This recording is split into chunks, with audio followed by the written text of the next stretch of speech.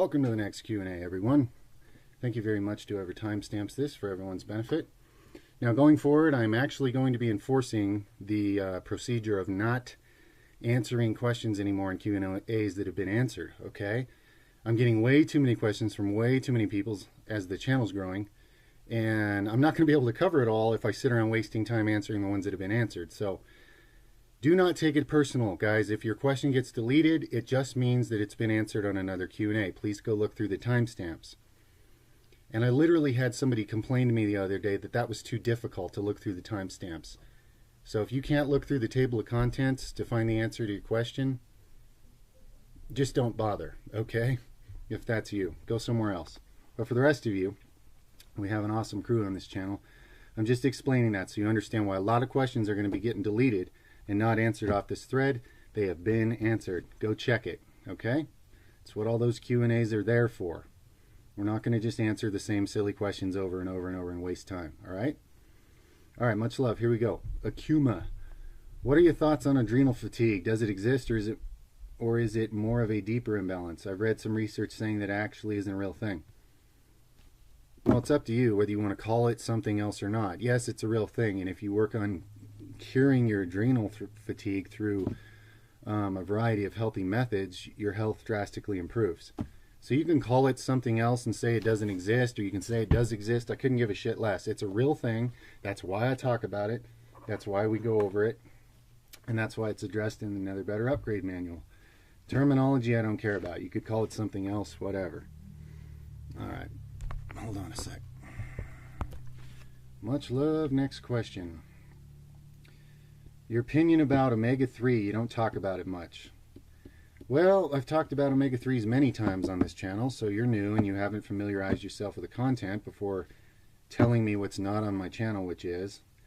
And that's fine, but you might want to actually look around at the content on someone's channel before you start telling them what they don't have. Omega-3 is an essential fatty acid, and everybody who cares about health and vitality needs to be addressing that issue in their life. Get your omega-3s, plain and simple. It's not an opinion, it's a fact. Much love. Next question. Nether, what's your opinion on inducing hallucinations with radiostatic as depicted here? And then somebody sends me another video to watch. I do not have time to watch videos answering Q&As, guys. Much love. I know you mean well. So I'll just give you my opinion without watching it. If that works and you enjoy it, go for it. I don't really have an opinion because I haven't induced hallucinations that way. Now, we could talk a lot about the implications of hallucinations, what they may be, what they may not be, and it can get very metaphysical. But whatever, man. If you enjoy it and it works, do it. Native Americans used to starve and go thirsty and walk in a circle with hooks stuck through their skin that would force them to stand up for days with no food or water just to get in an altered state of mind where they could have a vision quest, a life-changing hallucination. So I'm a strong believer that if you're using something like that for a wise purpose, it can be very powerful. But I don't recommend it in a society where there's a real lack of wisdom, and I don't know what people are up to, so that's all I can really say about that. Much love. Is the Nether Beast a flat earther? No, not at all. I've astral projected many times and looked at this planet, and it's very round. So anyway, much love. Next question. Does diatomaceous earth help prevent kidney stones? It can, yes. And does it act like a detoxer such as coffee enema but less powerful? Yeah, it's a different kind of detox, and it's not as powerful as a coffee enema as a detox, but it's a good one. It's a good one, and it gives a lot of useful silica and nutrition to the body, and a lot of health benefits can come from that, including better circulation, much better digestive health in the digestive lining, a much less toxicity in the body. It gets out the radiation and toxins and poisons and fungals and virals and parasites and plastics and pesticides and all that kind of shit. So, wonderful product. Much love. Next question. Another, this is from Bull Bodybuilding. My father was diagnosed with multiple myeloma last May. Very painful. His discs in his back collapsed and it was hard to go through. Multiple myeloma. I don't know off the top of my head what that is. Since he has had treatment in forms of chemo, okay, so it's tumors. I was thinking so. Or some kind of cancerous cellular thing going on. He's had chemo, radiation, okay, apparently it's cancer in the vertebrae or something is what I'm getting here from reading your description. Vertebroplasty, fentanyl patches, and stem cell transplant. His health improved, but his hair grew back. His health has improved, his hair grew back, and he is somewhat mobile again. Please understand he was on his deathbed. Well, I'm glad to hear he's, bouncing back seemingly. This is great. My question is, would applying another better upgrade manual benefit him in any way? Yeah, man. All the best detox methods I got in there, they come from people curing their own cancer. That's where they come from. I don't mess around with wimpy ass stuff. I'm using the good shit. So yes, absolutely. Rebounding has healed people from things like this, and he might be able to rebound. I'm not sure if he's in good enough shape yet. Gentle bouncing on a trampoline and coffee enemas, those two things right there have saved many, many lives from cancer. Of course, I'm not saying that, so please don't arrest me, DEA or whatever, What's the acronym for the medical establishment? Well, anyway, who cares? But the point is, yes, man, definitely. Big time. That's exactly what the stuff in there is good for. Yes, I apply it to bodybuilding and being superhuman, but a lot of the best methods I've got in there come from people curing their own cancer when doctors couldn't do it. They gave them no hope. You're done. You're fucked. We can't save you. We'll radiate you to death and take all your money and all your family's money, but we can't fix you. So people that have heard those words and decided not just to be a damn sheep and go through with it and branched out on their own and figured out how to fix themselves, best methods from that are in the Another Better Upgrade manual. So absolutely. Strongly believe in that. If he's open-minded at all to healing himself and upgrading himself and everything, then yes, it'll work for him. It'll help him. You're unsure because all the meds he's on now and the doctor don't seem to entertain. Yeah, doctors don't believe in nutrition or healing, and they'll tell you you're a criminal piece of shit if you even tell them you're going to do something to help yourself. Don't expect any encouragement or appreciation or respect or even fucking consciousness from them. Now, like I said, some of you may be doctors, and if you're on this channel, you're probably an exception. I'm just talking about a lot of what's out there, okay? So much love. Next question. Yeah, definitely, man. I'd highly encourage it. If he's open at all to improving his health and healing himself, it'll very, very, very much help, yes. Much love. Next question. Do you think someone who digests dairy very well can see benefits like eliminating allergies from cutting dairy out? Well, yeah, I mean, even if you think you're digesting it well, if you eliminate it, your allergies go away, that proves to you you're not digesting it well. That proves to you that it's getting into your bloodstream undigested, which wreaks absolute disastrous havoc on your body. So I would advise trying that. Cut out all dairy for a month. If your allergies go away, then you know damn well dairy's not good for you, okay? That's the way to figure it out. But if you don't see any changes, then you can assume it's not the dairy, okay, giving you the allergies. Yeah, and you might need it. You said 3 weeks you didn't notice changes. You might want to go longer. I'd say go at least a month and see if the allergies go down. You're moderately allergic to peanut butter and tahini and a lot of fruits. Screw you up bad. Yeah. Okay, so your digestive system is a little bit specialized in certain directions. Just out of curiosity, if you know, tell me your blood type, okay? Do you have B blood by any chance? B blood type? Let me know, all right? I'll have more to say if you let me know on that. You tried eating an organic apple and it felt like your organs were cramping. Well, apples cause a strong detox, so I'd highly suggest to you that if you're cramping up inside from eating organic apple. Now, did you mix it with other foods? Because apples shouldn't be mixed with anything, even other fruits. Apples are a food that should be eaten alone, okay? And they're super good cleansers when you do. So let me know on those details when you get a chance. Much love. Moving on. The Smurf. Is it possible for a human to find well-being living in total isolation? Yeah, absolutely it is. Depends on your personality, depends on you, but sure. Is there any way to strengthen ligaments that have gone lax from overstretching? Well, yeah, of course, there's always a way to strengthen ligaments. Tightening them using... Oh, I can hear it now from Jason the Potato Blowhard. But I don't give a shit. If you want to be mediocre, follow Jason. But anyway, to strengthen tendons, short short ranges of motion with max load on the tendon, and all the supportive muscles have to pull it tight. Let's take an above the knee rack pull, for example. If I wasn't flexing my shoulders and pulling and keeping the bones in the socket, okay, an 1,800-pound rack pull, my arms would be on the floor like a G.I. Joe, right? They'd pop right out. So that strengthens tendons to me. When you're stretching them with max weight and you're supporting them with a muscle, that's how you shorten it and tighten it. For example, I'm using my shoulder sockets. Doing a really heavy rack pull, there's so much weight trying to pull my arms out of the socket. All the strength that the different supportive muscles in there are using to keep the arms in the socket, that's going to make those shorter and tighter, as well as making the tendons stronger, okay? Specificity of training, basically. Much love, Smurf. Next question. Mick Joseph. Hey, Nether, I'm a recent subscriber, and I love the way you think and everything you stand for. Just a quick question. Do you have an idea on how to rid mild tinnitus? Yeah, try doing getting a lot more magnesium for a while and see if that resolves it. And if not, let me know and we can go from there. Much love. Next question. Quasar. Hey, Nether. The other day I missed an opportunity where I could have expanded my reality and done something good because I didn't know what I stand for. Yeah, exactly.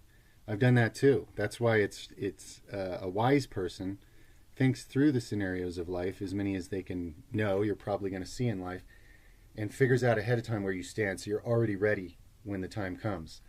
But this is the path of wisdom, the way you're reflecting on that. So you're going to figure that out for sure, man. It says, the other day I went in a bus. Close to me was this girl standing on the bottom of the vehicle. The first thing I noticed was her nice, beautiful, sculpted face. The second thing was that she didn't have hairs. It's getting warmer and you can't use hats. She seemed a little self-conscious. So pretty girl with no hair, I guess is what you're saying. I have had this gut feeling that she liked me during my personal journey. I went off giving validations to hoes, and so I thought she very well deserved some confidence boost. Second thought went in mind that I shouldn't approach her just for her condition. If she was healthy, a lot of guys would approach her, and I can't genuinely be interested. It would only be lame. Okay, so you're struggling between you naturally are attracted to this girl, but the other side is you just going, oh, she's not healthy, I shouldn't get involved. Okay, I see the battle here. It's understandable, you know. A lot of us have probably questioned things like that at times. So it says, so I passed by, giving her shoulders, acting like nothing. How would you have acted? How do I solve these things before they happen and not afterwards? At least I learned not to judge myself and taking everything as a way to improve. Exactly. That's awesome, man. You're going to get something great out of this. That means you're using it for something positive. So there's no failure here at all. You're realizing that the next time you're in a situation like that, you'd like to know where you stand instead of being conflicted. So all I can tell you is decide for yourself. Would you like to be involved with someone who has health challenges, who you feel very something strong for? Do you see yourself and that person growing together and facing those things and even rising above them and helping? Or do you feel the path of fear in caring about someone only to have them die on you? Those are basically the different paths here of manifestation. I wouldn't tell you what to do. I'd say be real with yourself. Be real with where you're at in your own process. If you're not ready to take on something like that, if it scares you, if you're more afraid of disease getting the best of the situation, I'd say don't do it. But if you're at a point where you're ready and you believe in, love's going to conquer all and you're going to help this person get better and so forth, I would make that leap because I'm the kind of person that'll follow his heart into things that don't always make logical sense. But again, I'm not telling you what to do, okay? So just think it over for yourself. Pass zero judgment on yourself because there isn't a right or wrong here. There's just you figuring out what's right for you, okay? Figuring out where you stand on stuff like that. Who do you choose to be? To that scenario. It's all about who do you choose to be. Much love, my friend. Zilla. Hey, Nether, recently, as you may know, I've cleared my skin up using diatomaceous earth, zinc, and vitamin D3. I owe you a bunch. Awesome, man. I'm glad your skin's doing much better. But I'd like to know your perspective on these 3 supplements. Which do you think had the greatest effect on my skin, or do they work in combination? Out of those 3, the diatomaceous earth had the most direct effect on your skin, but they are supporting each other because they're improving your overall health from the inside. That's contributing. But yes, definitely the diatomaceous earth is the most direct improvement that people will notice right away to their skin. Okay? And it's doing the same thing to your circulatory system. It's making it soft and easy to flow, so circulation gets better on the inside of your vessels. The same way your skin gets baby, silky, smooth, and soft when you're taking it. Okay? So it's a lot more than just an appearance improvement. Cool, man. Much love. Next question. Eric Salinas. Hey, Nether. If I choose to get most of my protein from good quality powdered source, would I still need to worry about food combinations? Well, I don't advise worrying about them at all. I just advise learning about them and over time improving the way you do them. Now, a protein powder, depending on what it is, you're not even telling me what it is. There could be like, whey, which is dairy, which I can't digest worth a shit. What you would depend that on, be able to combine that with would be one thing. Now, in my case, my favorite protein powder is pea protein. Now, pea protein being an easily digestible plant protein with a great amino acid profile, you can combine that with more things than most. For example, I believe that you can even combine it with starches. Now, I'm speaking from a digestive point of view. I believe you can digest pea protein even with starchy foods. The question to ask yourself is, what's your physique like? What's your metabolism like? I still wouldn't do that because when I'm consuming concentrated protein and starch, the starch is going to end up going to fat most likely, on me. But on other people, it might just restore their glycogen tank while they're getting their protein. So if you have a fast enough metabolism for that, you can combine pea protein with more things and still have good, easy digestion rather than whey protein, which is fucking terrible for almost anybody. Look around at all these bloated guts packed full of cheese everywhere. Do you really think whey protein is this great thing like it's being marketed? So anyway, that's my 2 cents based on your question. Much love. Okay, Dylan Hayes. Hey, my brother dude. Question on your training. How can you achieve progressive overload if you change the exercise constantly? Well, let's say I'm juggling a lot of different progressions and exercises, which I usually am. There's certain things that I'm building up my 1 rep max on at any given time, well, at almost any given time, and I do use progressive overload on that. Now, the rest of my training, the more bodybuilding oriented, is very shock oriented, because if I'm going to put in a certain amount of BTUs of energy in a given day, I want it to tear up the muscles more so that I get more gains. Then I have more muscle to work with, so those 1 rep PRs keep going up on the events that I'm training for my PRs, if that makes sense. So, don't assume that I don't use progressive overload. Just because you see me juggling around between so many exercises, I keep my overall state of strength and power and coordination and agility very high, so that when I'm training for any 1 rep max on something, I'm very quick to hit a PR. My body's ready for almost anything at any given time, compared to other types of athletes that are very specialized at one thing and suck at everything else, okay? But yes, I do use progressive overload. Furthermore, there's many types of progressive overload. It's not just add weight. You can add a rep to a set. You can do the entire workout in less time and do the exact same workout. Sometimes I use that. So just because I'm not announcing it and shooting fireworks every time I do a workout, I am applying progressive overload techniques, okay? It's just in this mind, I can keep track of many different exercise progressions all at the same time. So I don't stick to some singular boring program, because for me, the gains are much slower that way than if I keep shocking everything all the time, all over the place, very creatively. But understand, there is a method to this madness, or it wouldn't work so well, okay? Despite what lesser creative types like to tell themselves when they're talking shit about people like me, there's definitely a method to this madness, my man. So much love. Interesting question. Your next one says, hey, I'm heading down to a public pool. Is it going to give me colon cancer? Well, don't plan for that, no. But it will, if they're doing what most public pools do, they will have chlorine and certain contaminants in the water, which can fuck up your thyroid gland. So I'll throw this out there, the same as I do for the fact that the Earth is covered in radiation for thousands of years now, and will be. Take your iodine. Protect your thyroid, because literally the particular chemicals in public pool very hard on the thyroid gland. Also, your skin. If you're prone to skin cancer, skin abnormalities, soaking chlorine into your skin and sitting in the sun, or even not sitting in the sun, that shit can really fuck up your skin. So, those are just a couple things. Protect yourself with the iodine if you're going to use public pools, and watch your skin. If your skin's getting fucked up, it's not just the evil sun, guys. It's the chemicals that are in your skin getting cooked by the sun. That causes mutation. Okay? So just keep those things in mind and do with it what you will.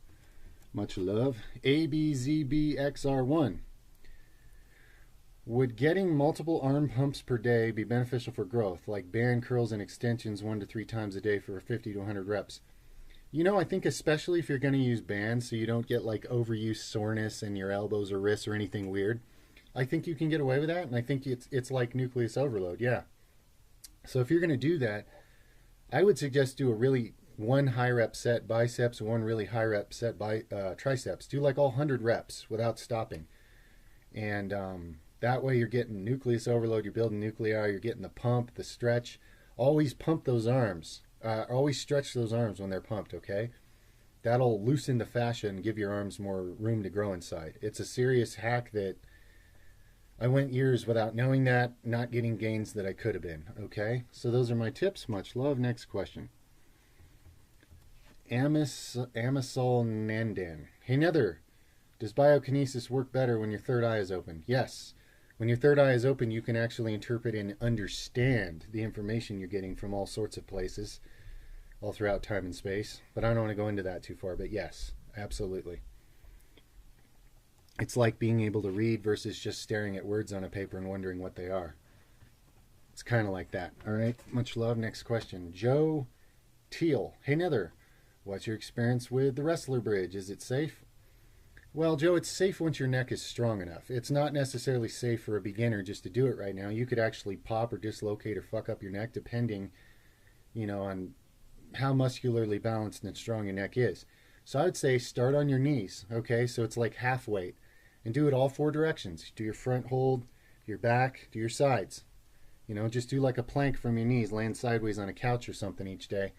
And when everything's a lot more strong and solid, and you can tell your neck's definitely more strong, solid, and capable of protecting itself, then you can start moving into full-on bridges. And when you're strong enough, yes, it's safe. It's just a matter of, getting over the hump to where you got enough neck muscle that's strong enough and you got a good enough mind-muscle connection that, your neck can hold everything in place properly. Just like when it comes to core, if you're doing like super heavy rack pulls, you need to have a strong core to hold everything in place down here, right? Same difference. It's safe once you're strong enough. So build up to it, okay? Much love. Next question. Jario, have you long distance endurance cardio before? Of course, man. I've done every kind of athletic thing.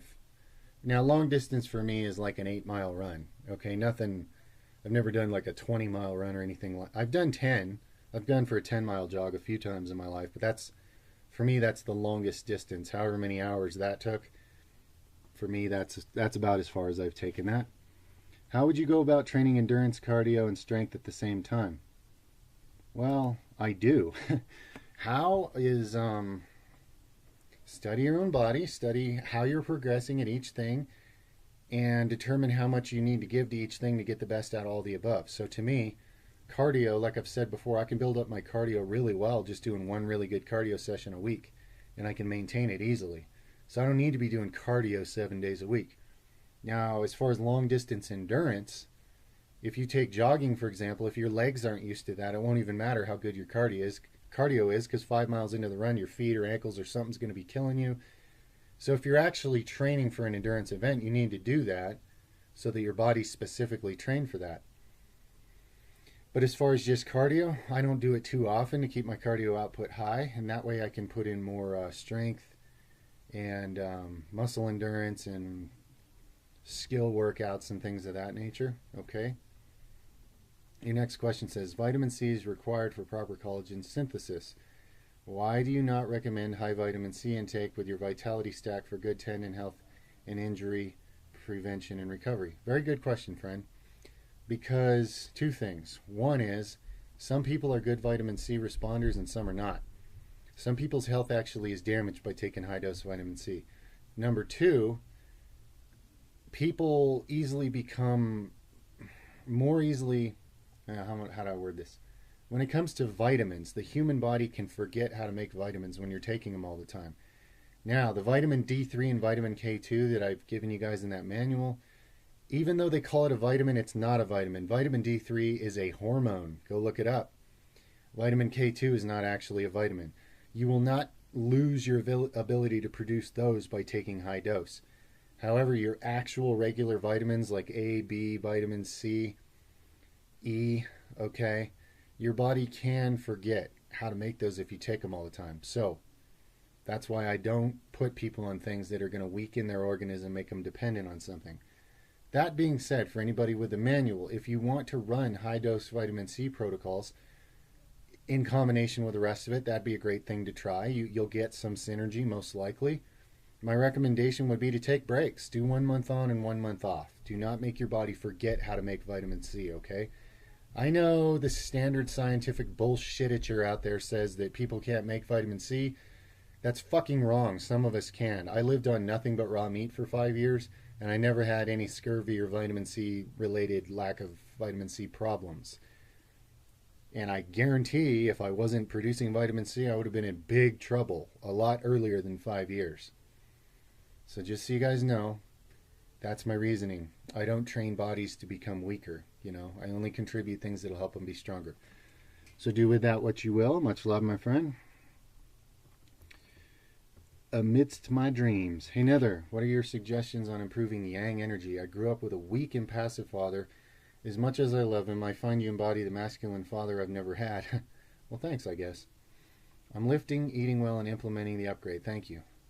Okay, amidst my dreams, you need to know that the space you take up is as valuable as anybody else on this world.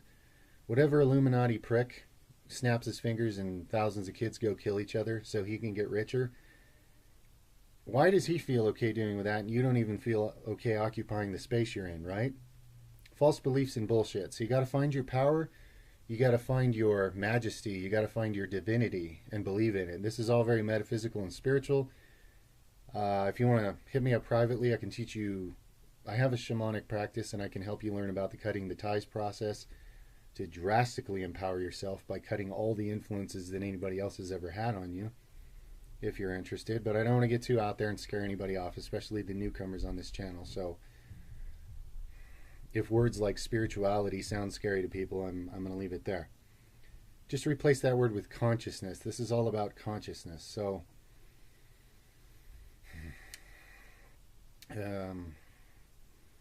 you might want to buy one-on-one counseling time with me on this. It's something I offer from my shaman page. That's an option, just so you know.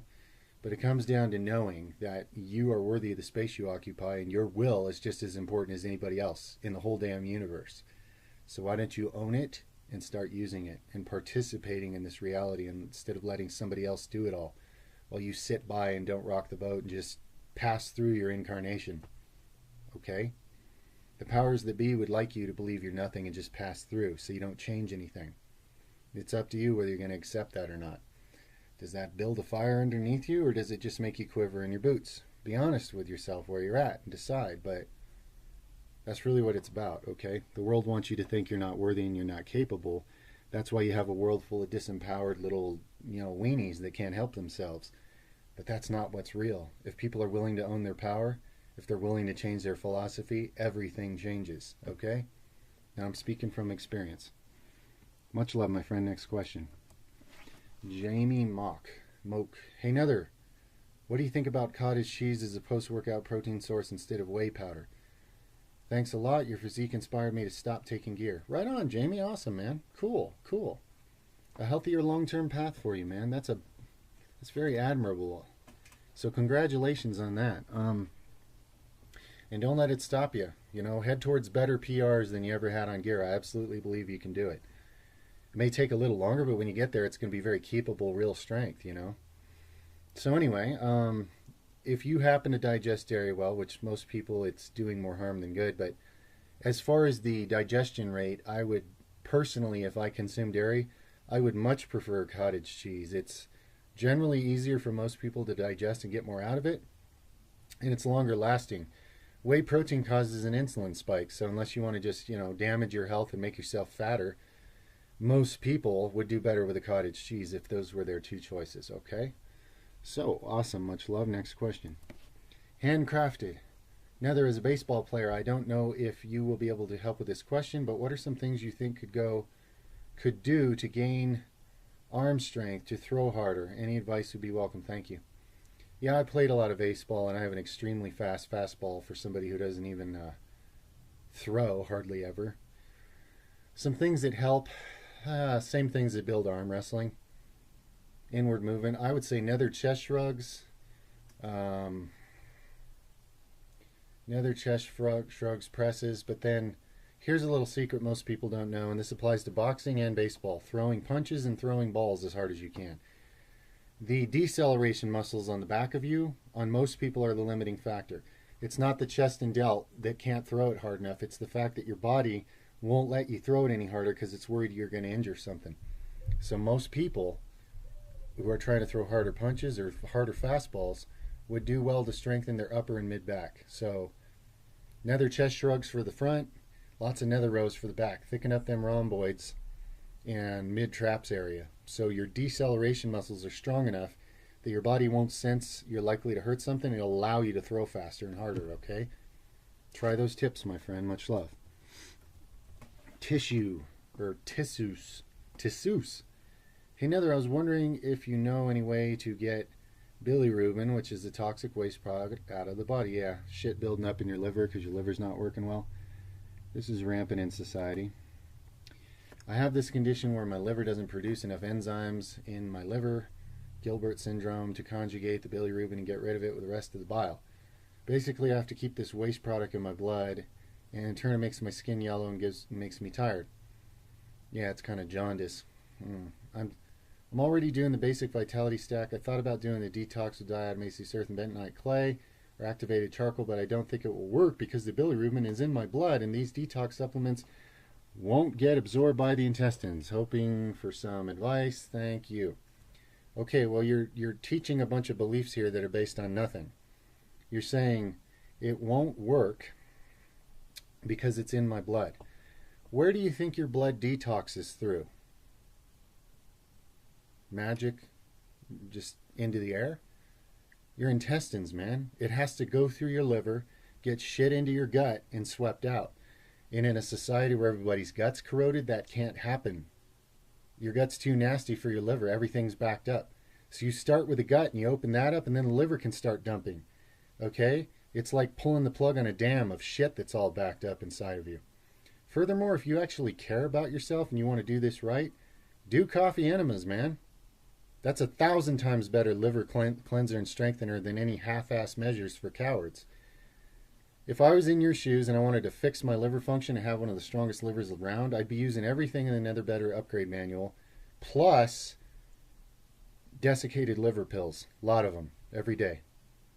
And I'd get a form of desiccated liver that's grass-fed, organic, or as close to it as possible, and has no other ingredients, just desiccated liver, not bullshit.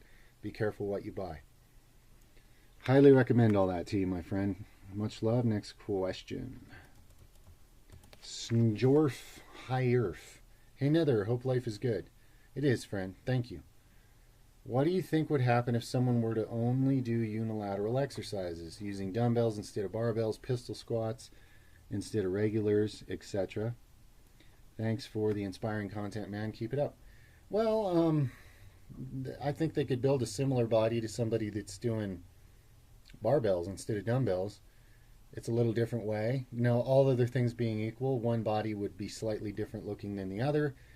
But if you put an equal amount of intensity into all the same muscles, outside of a slightly different shape or appearance, everything would be about the same.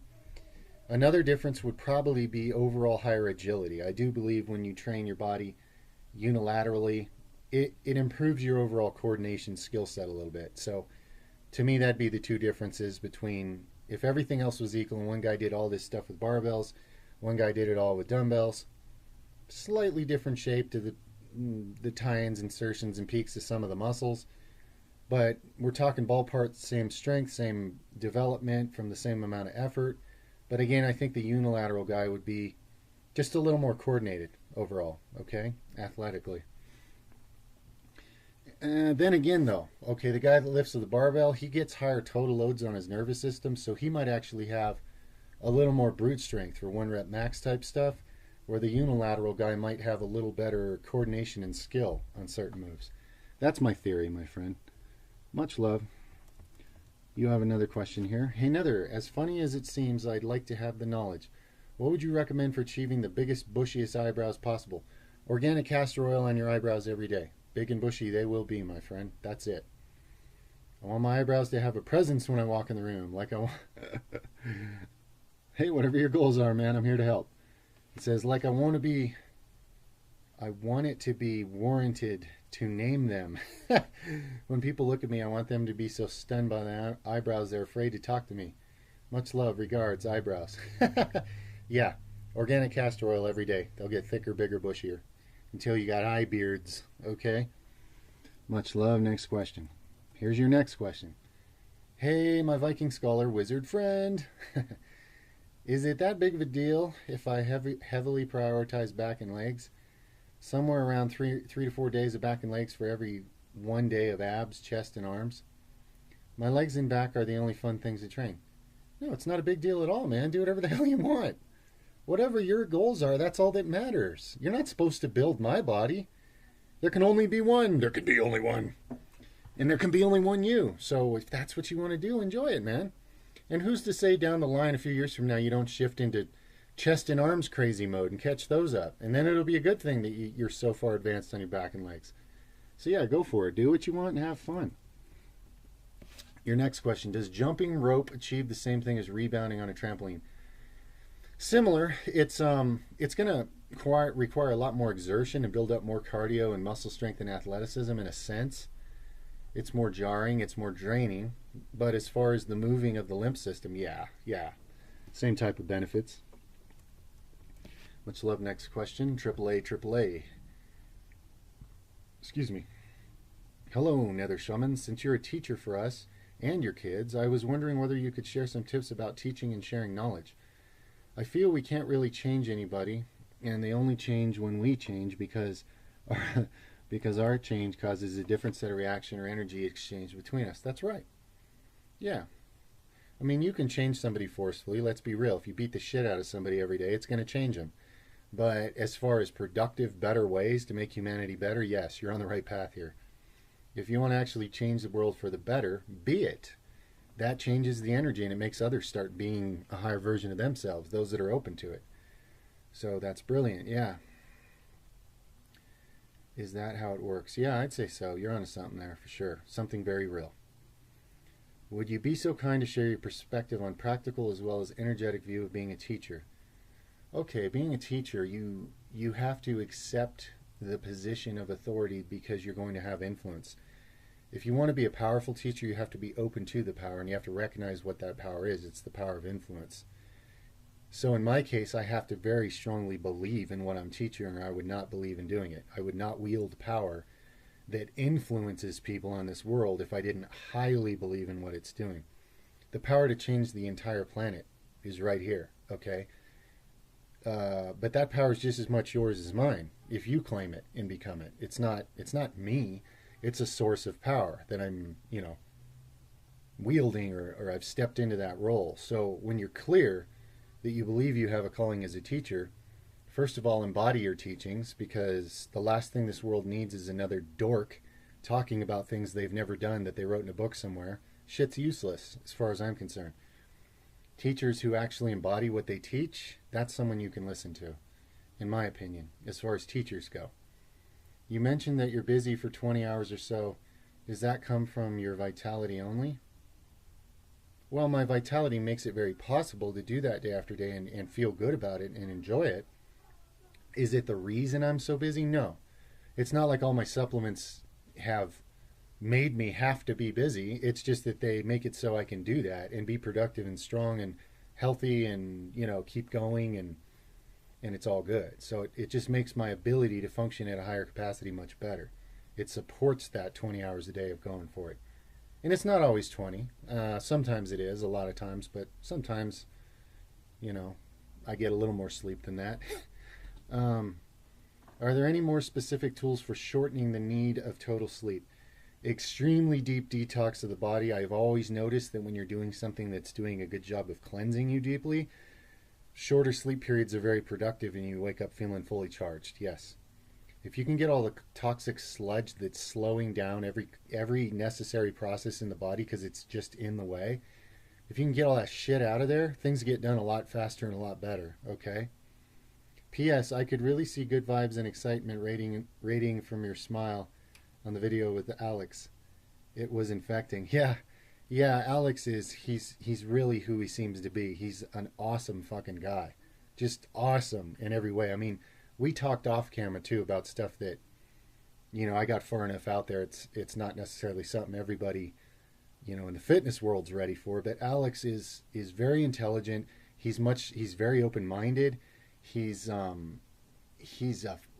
really truly good person. He's very fun, and I learn from him. You know, Alex puts out content that makes my game better. So I was very excited to talk to him. I'm very excited that he supports me and believes in me, and he's brought my channel to life, you know, so much faster than it would have been otherwise. Because it really doesn't matter how many world record strength displays you do if nobody knows about it. It takes forever to get any attention with a YouTube channel. And Alex, because he believes in this, he's supportive. So I can't wait till my channel's big enough to be supporting him, for him to get something in return, like, you know, Clash of the Titans and we all grow together type thing. It's going to be awesome. But yeah, that was very genuine happy. I was like a little child. I was so happy. It was so fun. So yeah, pretty cool, man. Much love. Next question.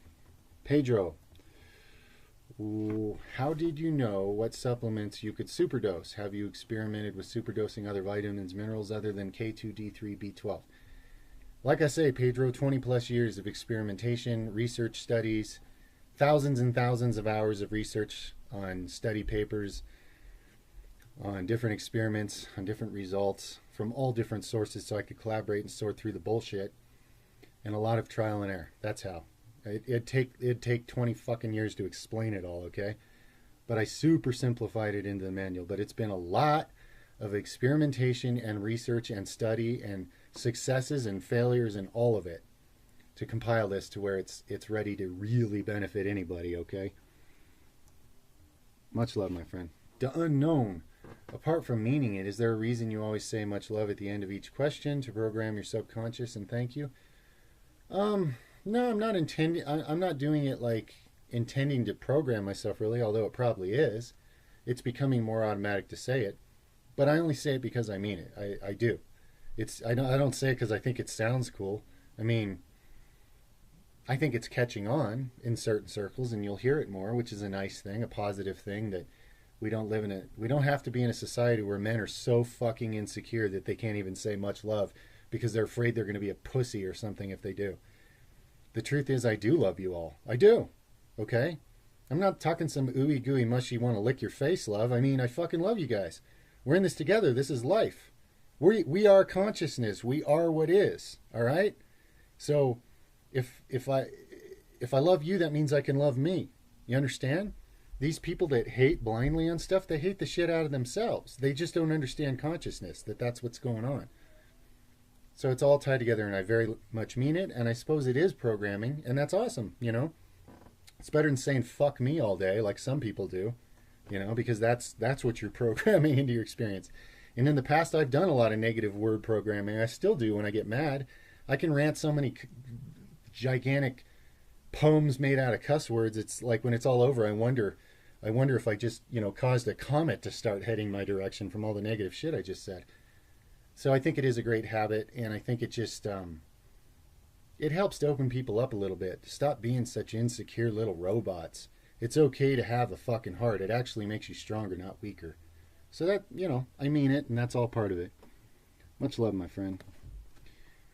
The unknown. Next question. Hey, Nether, I was wondering what you believe is the optimum way to improve agility, definition, of agility, being able to change directions quickly, for example, in football, soccer, cheers. Specificity of training, practice it, man. Do agility drills. And if you want to make it more challenging, I don't know, put on a weighted backpack and go do your soccer agility drills so you get even stronger. If you can change direction fast at, 200 pounds, you drop that bag off to 170 or whatever, you're going to be like little lightning ball. That would be my thoughts on that, okay? Much love, man. Next question. Another one from the unknown. Oh, you got several. Right on. Thank you for listing them individually. I appreciate that. It helps. Hey, Nether, I want to increase my bench press as I enjoy the lift. However, I also wish to get lean and believe push-ups will help. I was wondering if push-ups have a strength transfer to bench press, or if you have any ideas how I could implement push-ups and bench press together with the goal of increasing my bench press and losing fat. Yeah, super easy, man. Read more. Okay. So, yes, you're using all the exact same muscles. The only difference is on a push-up, you have to use your core and you have to balance. It's more athletic. But you're using the exact same chest, shoulder, arm muscles to press with. So, lots of carryover. So what I would recommend is do your bench training first on chest day or bench day or whatever you want to call it. I would work up to a 1 rep max. If you hit a PR, call it good. You're done on bench. Now do high volume push-up work. If you don't hit your PR, drop the weight to 80% of your max and do like 2 really heavy working sets and then switch over to push-ups for volume work. And for volume work for push-ups, I'd say 10 good sets of basically going to failure. So that way you get your max power output training on the bench itself, specificity of training, and then you do some volume work on your chest and your abs and your core and you tone yourself up. And yes, there will be carryover. You're basically just adding volume onto the same muscles when you switch it over to push-ups, and you're just doing the same thing in a more athletic way. That's all it is. So that'd be my basic simple strategy for that. Much love. I've often done that. I've often done like a heavy bench max and then went into push-ups, It's a good way to get both those things done. The unknown, next question. Hey, Nether, I was wondering if you had to choose a martial art for self-defense, but could only choose either a grappling or striking martial art, which one would you choose? Okay. If for some retarded-ass reason a person had to be a robot and only learn one side of this, totally hypothetical and ridiculous, but let's do it. Who are you planning to defend yourself against? Are you more concerned with being grabbed by a mob somewhere? Or are you more concerned with one individual bully who's got your name written on his fist? If you're going to fight the ultimate beast and he's one guy, get goddamn good at grappling. Take the grappling path. If you're going to be attacked by a mob and you need to be able to escape, practice striking. Okay? Practice moving on your feet, hit and move, stun and run. Okay, so you can get out of a mob attack. Does that make sense? Totally depends on what you think you're more likely to be defending yourself. Because as a high-level grappler, you can kill any motherfucker with your bare hands unless he's also a good grappler. The problem is, if you're doing this in a mob, obviously all the other cowards are going to start stabbing you with broken bottles and bullshit. So in a situation like that, you got to pop a motherfucker and be gone quickly, or defend their takedown and get the fuck out of there. So a stand-up strategy is much better for escaping the mob. But if you're going to be in a death fight with somebody serious, don't be a stand-up fighter, okay? You need the ground skills, or you're just going to get raped and killed on the ground, period. So it totally depends what you think you're going up against, all right? To me, it's asinine to do one or the other and not just put them both together so you're 50 fucking times more effective. But you asked, so I answered. Much love. Here's your next question.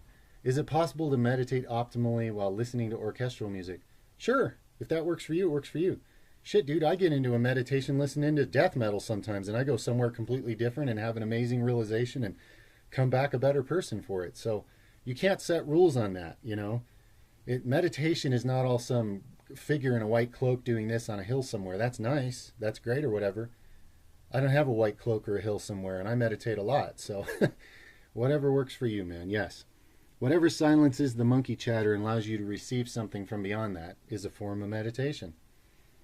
Much love, and here's your next question. When I eat mangoes after a while of not having them, it tends to give me diarrhea. Could this be a detox? It's a detox, but there's also something in mangoes, especially in the seeds, but even in the rest of it, that is a gut detox. It'll do that, okay? That's mango's medicinal effect. That's one of mango's medicinal effects, okay? So yeah, you're getting a detox. Your gut's built up with something, and the mango goes in there and starts tearing it all right out. Yes. Much love. Thank you to Unknown. CJSS5. Can you tell us about aspartic acid? It's actually D-aspartic acid, brother, okay? What does it do and why it's only optional in the manual?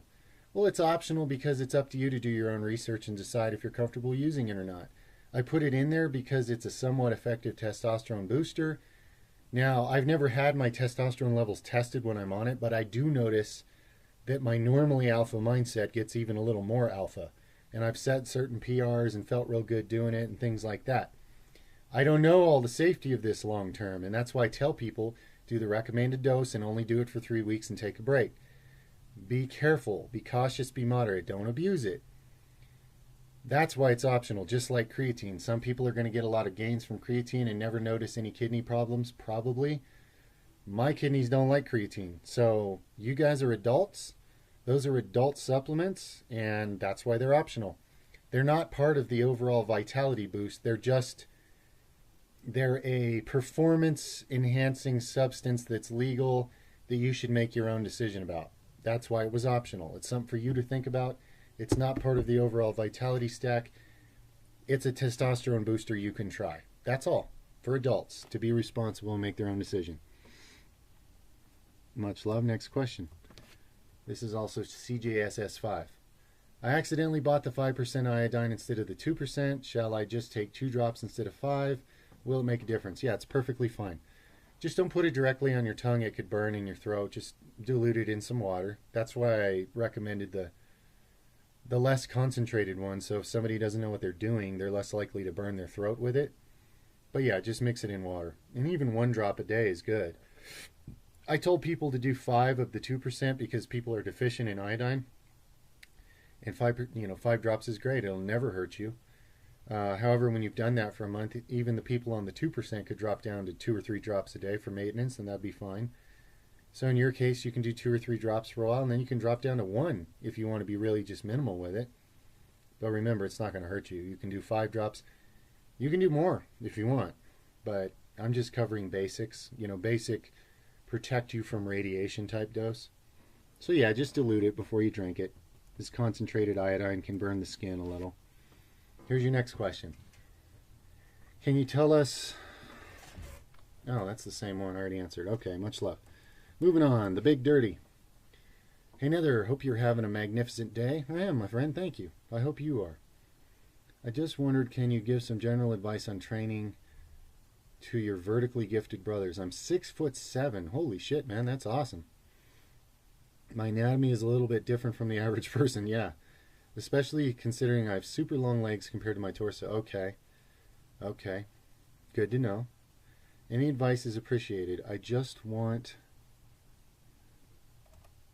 to pack on lots of mass. Cheers. Yeah, I think I'm the perfect guy for you, man, because I don't have religions about ranges of motion. I say get in the ranges of motion where you can get the most benefit, and everybody's physiology is different, and if some 5'2" short-stacked brick shithouse wants to talk shit to you about the range of motion, it just proves they don't know fuck all about reality, because a longer lever has way harsher leverages against it. So the length of your arms and legs means when you're squatting 100 pounds, your freaking leg muscles have to be strong as a short guy who's squatting 300 pounds just to do the same thing, because your leverage is so much worse. So it makes getting the biggest numbers a little challenging in some ways. But I can tell you this, your punching and kicking impact is going to be twice as high as a short guy, even though some of them will have good leverage to be able to outlift you on certain things. Your actual power is higher, just so you know. It's just you're lifting it against a much worse leverage. It's like the difference between doing a rack pull and a full-on deadlift. The incredible leverage difference when you got much longer limbs. So I would say the 6 custom programs in my Nether Better Upgrade manual are perfect because they're based on the fact that I don't have any rules. I just do things that get mass and train your whole body. And there's 6 programs in there, 5 of which are perfect for bodybuilding, and you can rotate between them anytime you think that you're slowing down on your gains from one program. That way you're always shocking your muscles different ways into growth. Because if what you're saying here, you just want to build the mass, that's the best way to do it. shock the muscles into the most growth possible. It's not like you're training for one specific lift or one event. You're just building up your body. Another Better Upgrade manual, all the custom programs in there and perfect. And the more valuable side of that manual is all the health and life and even consciousness upgrades, really, if you follow the other side of it. So, yeah, but remember, since you know your physiology is way different, some of these little turds aren't going to get that. It doesn't matter. If somebody wants to scoff at you in the gym or whatever it is, ignore them, man. You got to train for your body. And over time, you want to learn mind-muscle connection so you can feel in each muscle group what's targeting it well. It doesn't matter what it looks like to somebody else. It matters what tension you're able to put on those fibers to stimulate them to grow. So give yourself permission to use the lifts that target things right for you. Give yourself permission to use different ranges of motion so you can attack muscles heavier in certain positions. And don't compare yourself to average people because you're a foot taller than they are, and it's a whole different ballgame, as you know. All right, man. Much love. Next question. Adam Honang Kwong. Yo, Nether, how long do I have to wait after taking diatomaceous earth and bentonite clay in the morning before I can start eating again or taking other supplements like B12? Much love, brother. Much love to you, Adam. Most people, probably a half hour. You're good. Half hour's pushing it. If you have time to wait an hour, that would be great. An hour is more ideal. I would recommend that because then you know 95% chance your stomach has passed that. It's now in your small intestine, which means your stomach is ready for the next thing, okay? So to be safe, I'd say an hour if you can handle it, if that fits in your schedule. Much love, brother. Curious Jimmy 1999. Great work with the manual, my friend. Already started implementing a few of the detox methods, and I can already feel a difference. However, in your last Q&A, you said that there is included a 7-day training style. I don't seem to have this unless I've completely misunderstood how the split works. Any feedback would be appreciated. And with regards to the PDF version of the manual I made, where would you like me to send it? I can't find an email link. Oh, okay. Well, you may not have the most updated one.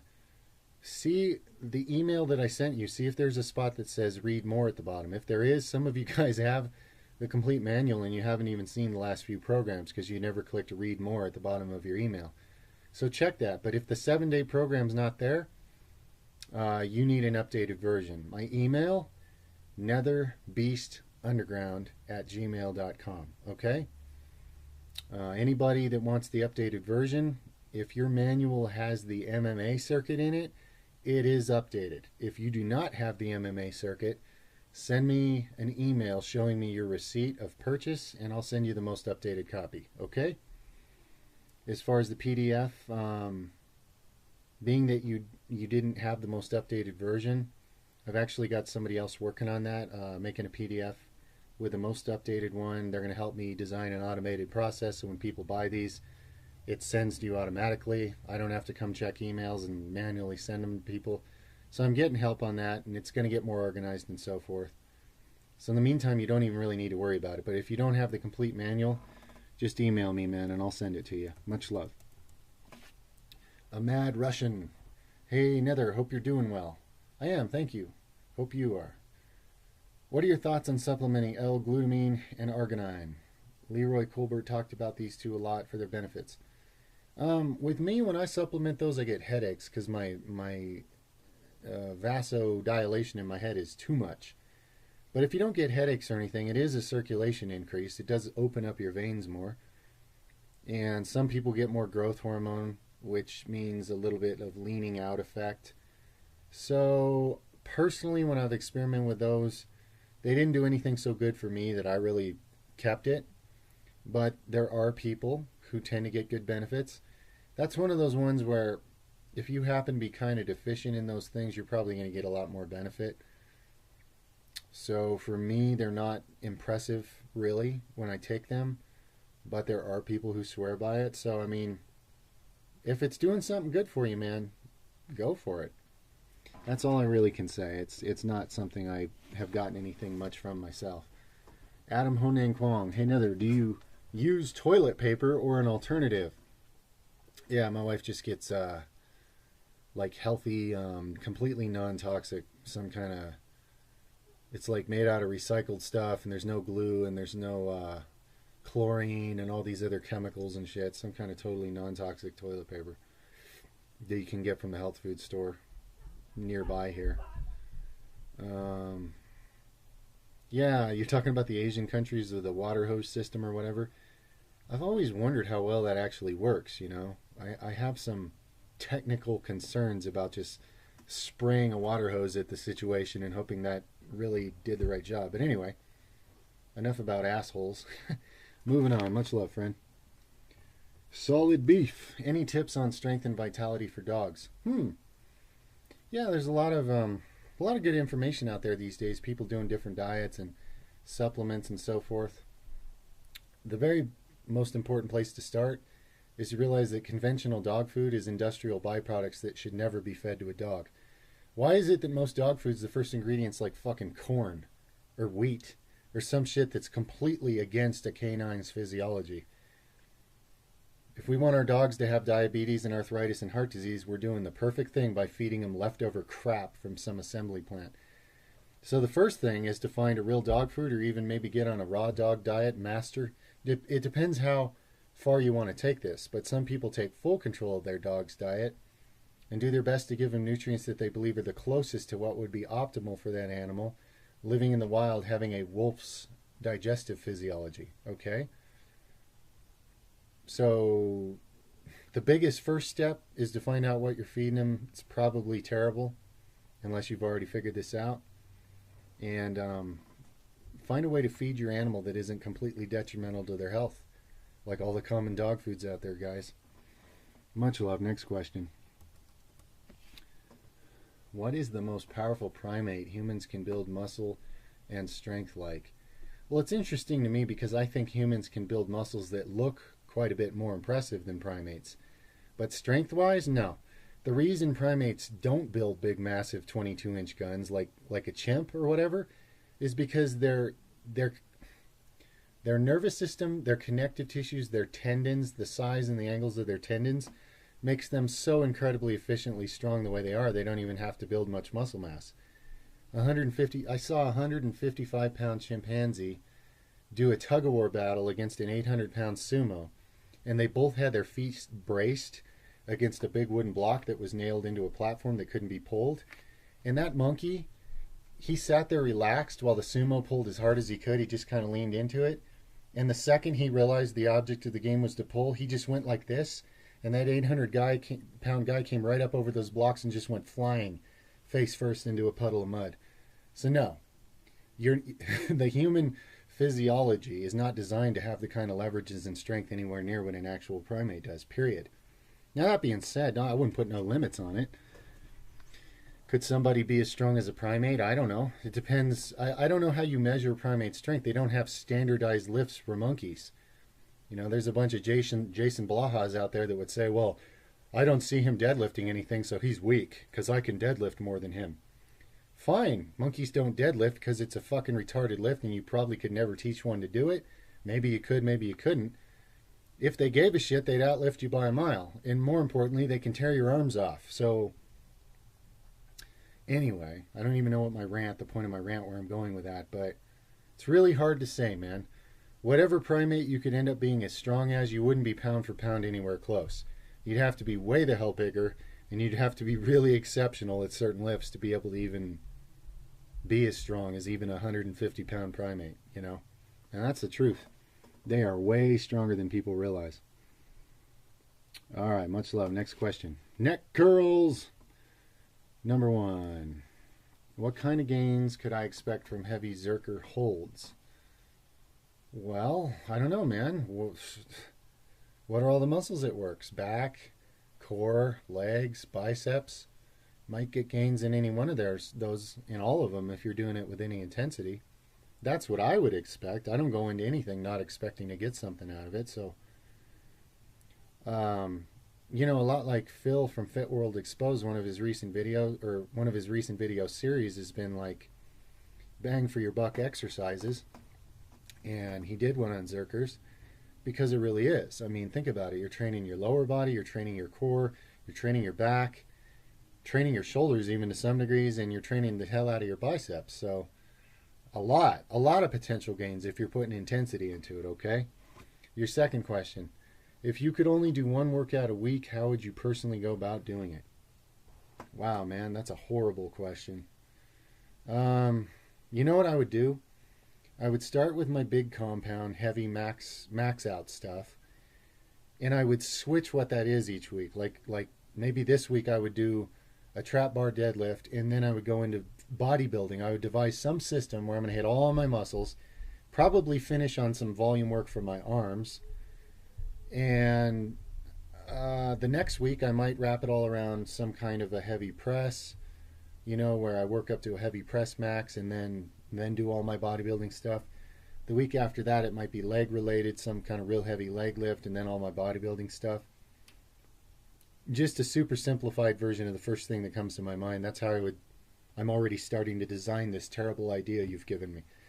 Please don't ever make me work out only one day a week. I hate that shit. Much love, man. Number 3 question. Random question, but why would it be that bees seem to hang around me and I always find sick or dying bees? Wow. I feel a deep connection to bees. Is it because they eat a shit ton of raw honey? Yeah, it's probably part of it in some way. And maybe they're sensing something coming out of you like a pheromone because of all the raw honey. I wouldn't be surprised if they're smelling or picking up on something that you're letting off in the air that reminds them of flowers and pollen and all that good stuff. So they're checking you out like Big Daddy Bee or something. Now, beyond that, we could try to go into real deep metaphysical possible reasons, but I don't think that's going to fly over too well in this channel. So much love, man. Next question. Power Wolf. My girlfriend has a problem that every time we go out to eat or eat at home, she's burping the food, sounding like something that reminds me of an alligator. She claims she had the issue since being a little girl. In your experience, could this mean there's some underlying problem? Yeah, man, her digestive system is trashed. This happens to a lot of people at a young age, okay? And probably whatever the hell she lives on, it just has no genetic compatibility with her actual digestive system. That's also extremely rampant and common.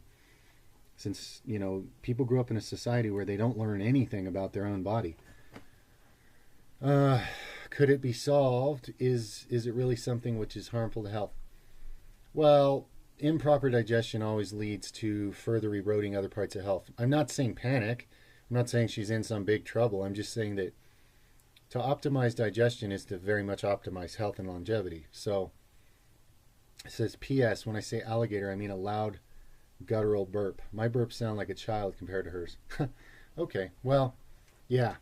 There's certain food groups, guys, that no matter what, even with digestive enzymes, I'm just going to burp and fart and be full of air because I don't digest them worth a damn. My body does not make the kind of enzymes that digest that kind of food. So my body doesn't even consider certain things a food, like beans and grains. It just goes, what the fuck is this? Wood chips and shit? Are you kidding me?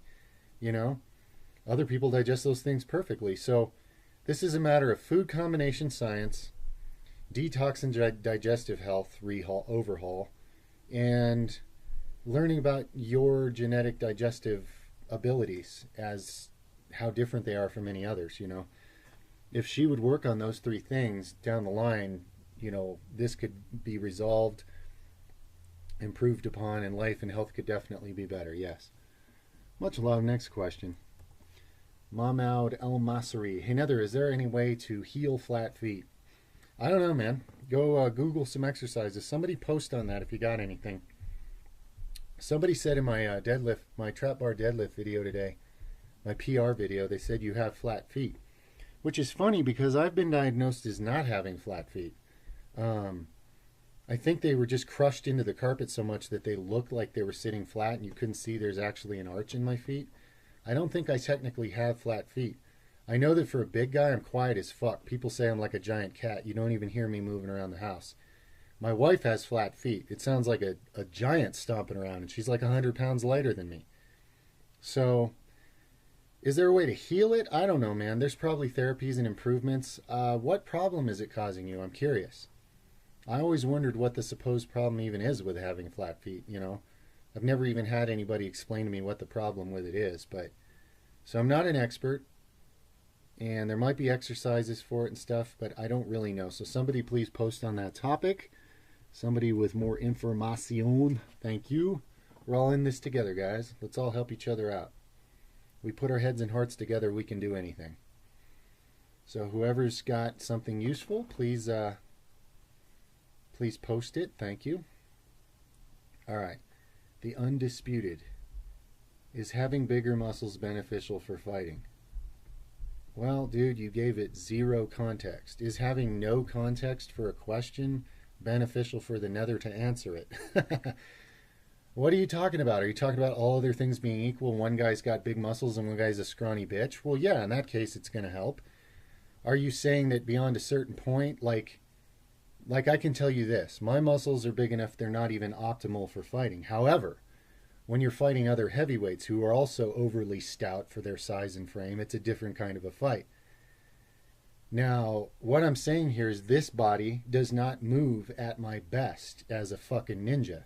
However, it depends on who you're fighting. You know, if all other things being equal, if you just have bigger, stronger muscles than the other guy, you have an advantage. But never is that the case where all other things are equal. So it's all about context, man. Is having 24-inch arms good for fighting? Fuck no. You're going to get your ass whooped. You're going to die of cardiac arrest before you even get your hands on the other guy. He's going to be dancing around just painting your face with blood, and you're going to be choking to death trying to even see what's going on. So there's a limit, and it depends on your own frame. I've got a 6.5-foot wingspan, so I can have over 20-inch arms and still be pretty agile. If you're 5'6" and you're as thick as me, your fight game's going to suck ass, okay? Like, you need to be not so muscle bound that you have no range of motion and your punches are all muscle bound and you're so thick you can't do anything quickly. So it's all context, man. All right? You got to give me a little more context for those theoreticals like that. Much love. Next question. Remy Foisey. How does the mind affect the result of something? Training, supplements. For example, you are neutral about a supplement you take.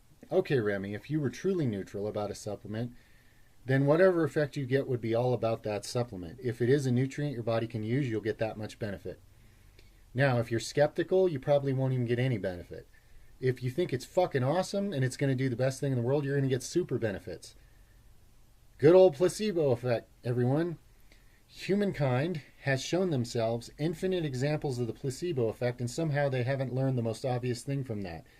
And that is, your expectation in your mind can produce the same things as the other group taking the fucking chemicals. That should have been the valuable information that came from all these studies, not buy our product. But somehow, in an unconscious society, the most useful information just gets passed right over because minds aren't open to it. What I'm getting at here is your mind is incredibly fucking powerful. And if humans actually mastered their own mind, they have no fucking idea what they can do. Way beyond anybody's current imaginings. Much love. Next question. Power Wolf. Hey, Jarl Nether. Hello, Jarl Nether. When it comes to supplements in pill form, would it make sense to remove the powder from the cap and drink it in water for better absorption, or leave it capped? Won't make any difference, dude. Those caps dissolve in your stomach and then it is powder just in liquid. It makes no difference, okay? Either way. So if you can get straight powder, you can probably save money and not get the capsules and just mix it in your drink. That's why I get a lot of things as a bulk powder. It's just a better deal. And when you know what supplements you're going to be taking on the regular, it makes sense to get them at a better price. So hence me getting a lot of powders. But the capsule just dissolves and the powder just leaks out in your stomach anyway, so it's really the same thing. All right, much love. Next question. Can you combine maca with ashwagandha and turmeric? Could these be also combined with vegetables? Yes. That'd be a wonderful synergistic stack. All those herbs would get along great. They'd all complement each other, and it would just improve your experience that much more. And yes, you can combine all that with vegetables. Now, I do recommend with these concentrated herbs that you want to absorb as much as you can to get as much of that awesome medicine and vitality, you need to consume oils with the meal. So even if it's a bunch of vegetables, pour like some high quality olive oil on it and then take the herbs with that. The oils will help the herbs get more of it into your bloodstream, absorb it more, okay? Much love. Next question. Pineapple Jones. Hey, Nether, I'm currently successfully recomping at a slight calorie deficit while doing a 6-day-a-week PPL program, but I find that I'm always extremely hungry at night, no matter how I structure my meals. Any advice? I would also love to hear your pre-workout meal advice. Well, I work out fasted. That's my pre-workout. Because I don't want to be wasting energy on digestion, which is the completely opposite activity of outward energy use. You know, physical force. It's completely opposite of inward digestion. So all these people that think you're supposed to be stuffed full of food while you lift, it's completely illogical nonsense. But I understand people have their comfort zones, and some people don't think they can train without food in their stomach, so I don't care. I tell people do whatever you want, but my pre-workout is empty stomach. That's how I function my best, like a wild fucking animal. I'm sharper when I'm empty because I'm on the hunt. The mind and body become sharper the hungrier you get, because naturally that's when you're going into hunting, stalking, killing, surviving, fighting, making it work mode. You're going into combat, baby. So in a natural sense, empty. That's how it works best for me. Like a wild fucking animal. But anyway, yeah, if I was you and I was suffering from hunger at night, I would rearrange my day to where one of my main meals is then, okay? I'd rather be hungry sometime during the day and then get to satisfy that before I go to bed at night. Because I know personally, one, for gains, as far as feeding your muscles when you're sleeping is probably their best time to grow. So it'd be nice to have something in there for them to grow on. And two, I have trouble sleeping if I'm too hungry. I just get energetic or something, you know, it keeps me awake. So I tend to eat my heavy fat protein meal before bed. It kind of slows me down, relaxes me physically, and that makes sleeping a little better. But with what you've given me, that's all that comes to mind. Rearrange it to where one of your main meals is at night when you're dealing with this hunger before bedtime, okay? That's my thought on that, man. Much love. Chris Tavakoli. Thoughts on nicotine. Much love. Don't have a whole lot of thoughts on it. Don't really like the way it feels myself. I don't know much about it. Yeah, somebody with more information put it here. I'm not going to talk like an authority on a subject. I have not studied nicotine as an individual element enough to have useful trivia for you, my friend. My thoughts on cigarettes are this. They have 4,000 man-made chemicals in them. You're just telling your body, fuck you, die, every time you take a puff of that shit. Now, straight tobacco? No, that's an herb from the land. There's actually even health benefits if you use it in a certain amount of moderation. But cigarettes, man-made cigarettes, you're just doing what it takes to show every cell I fucking hate you. That's basically what you're saying, okay?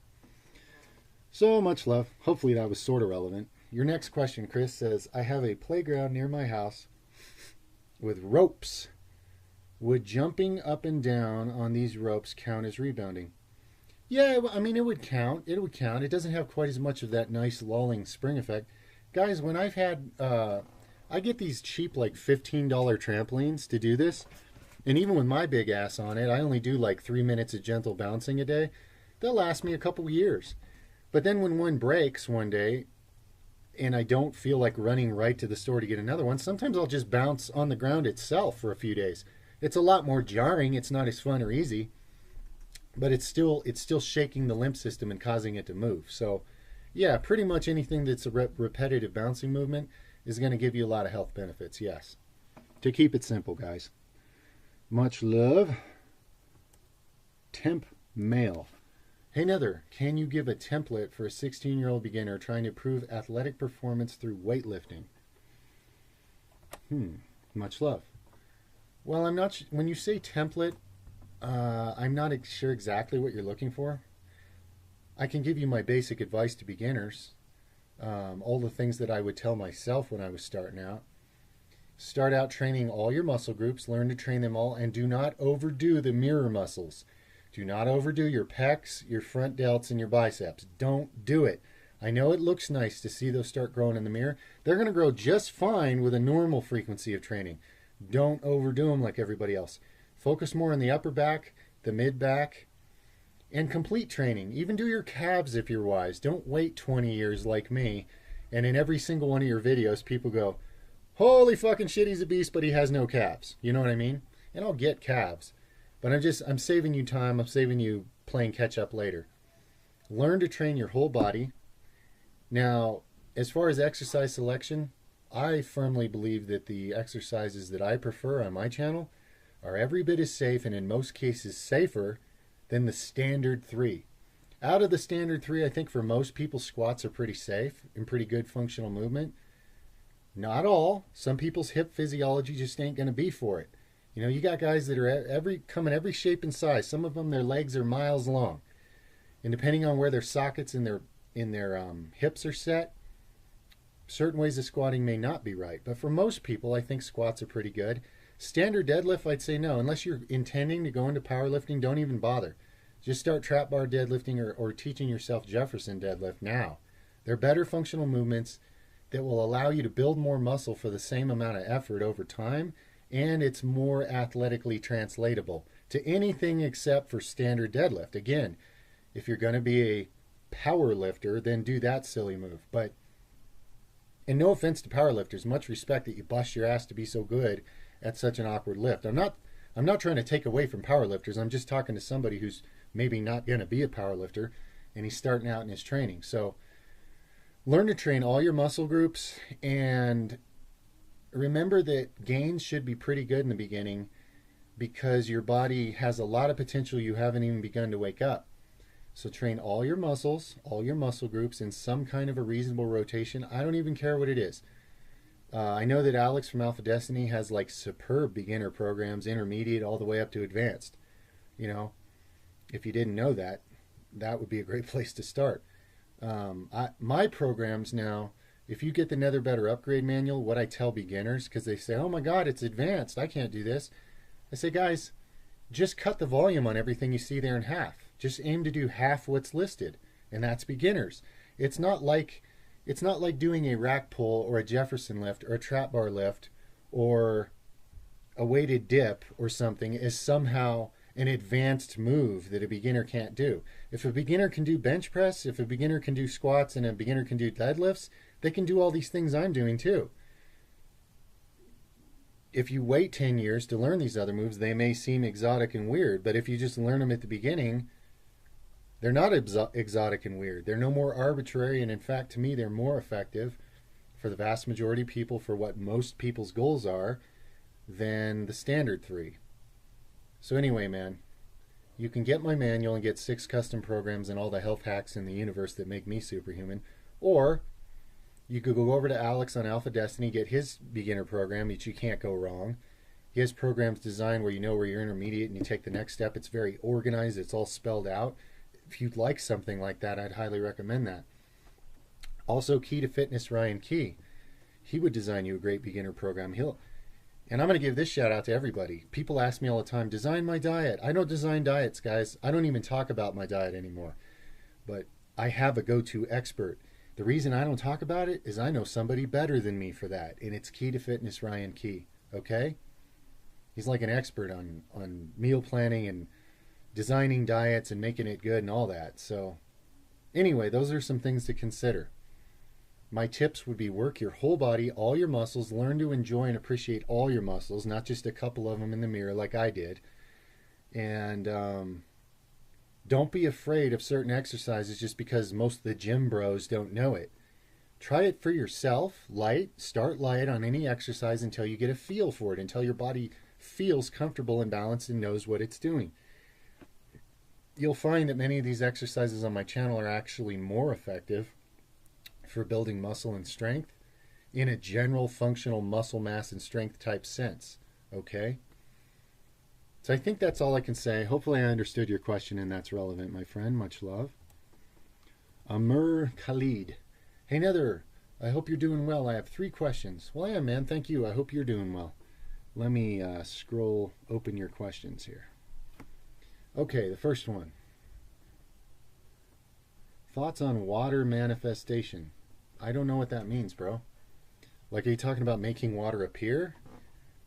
If you can do that, it'd be a hell of a party trick. I'm sure it's possible somehow. Now, are you talking about changing the electromagnetic configuration of the water using your consciousness? That's something I do. And it's real. It's been scientifically proven for all the little hater, narrow-minded, troll turds that'll, oh, look, he's a crazy guy. Actually, guys, these days, even the most crazy shit I'm saying, it's actually been proven out there if you do your research. Even the most crazy shit. There are branches of science, there are branches of government that if you dig through, you can find confirmation for all the crazy shit that Nether believes in. Your government believes the same things, and they hire people like me against their will. Keep them in a fucking tank somewhere. Anyway, this is starting to get ranty.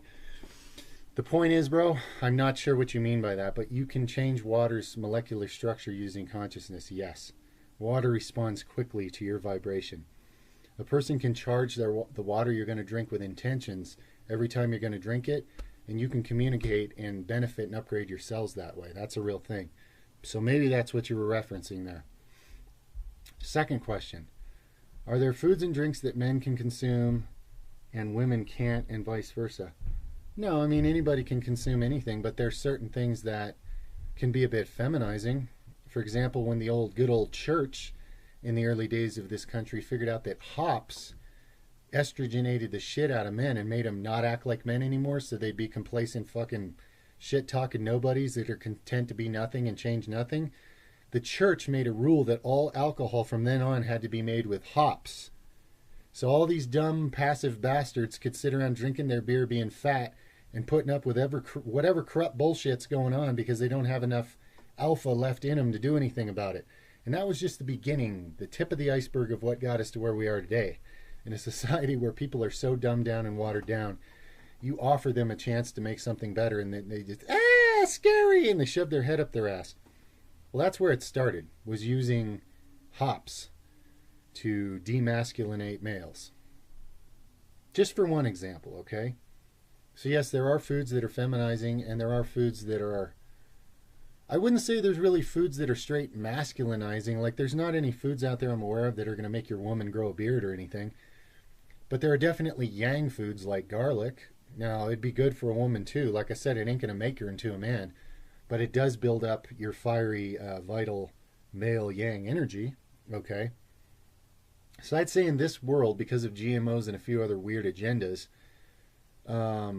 both men and women need to look out for being overly estrogenated. That's actually the concern. Nobody's being overly androgenated. So your government wouldn't allow that because you'd have too many badasses that were changing things and not putting up with shit anymore. But they're all about encouraging crops and foods and GMOs and things that feminize the fuck out of everybody, to the point of getting cancer and growths and shit, because women aren't supposed to have this much estrogen in them either. It's insane. All right, your next question. For example, I know that green tea lowers DHT, so I can't consume it. Well, you can. It still has health benefits. But if your goal is to be as high on DHT, then yeah, okay, makes sense. Don't drink it. Coffee is a catalyst of DHT, so women can't consume it. Why, man? Women drink coffee all the time, and I haven't seen any of them getting beards. Remember, natural herbs in nature are not like man-made drugs. It's not like when a woman drinks coffee, it's like she's fucking drinking testosterone or something. She's going to get all hairy and grow a big clit the size of... anyway. You know what I'm saying? So women drink coffee and it's not like it's shifting the hormone profile enough. They're turning into dudes.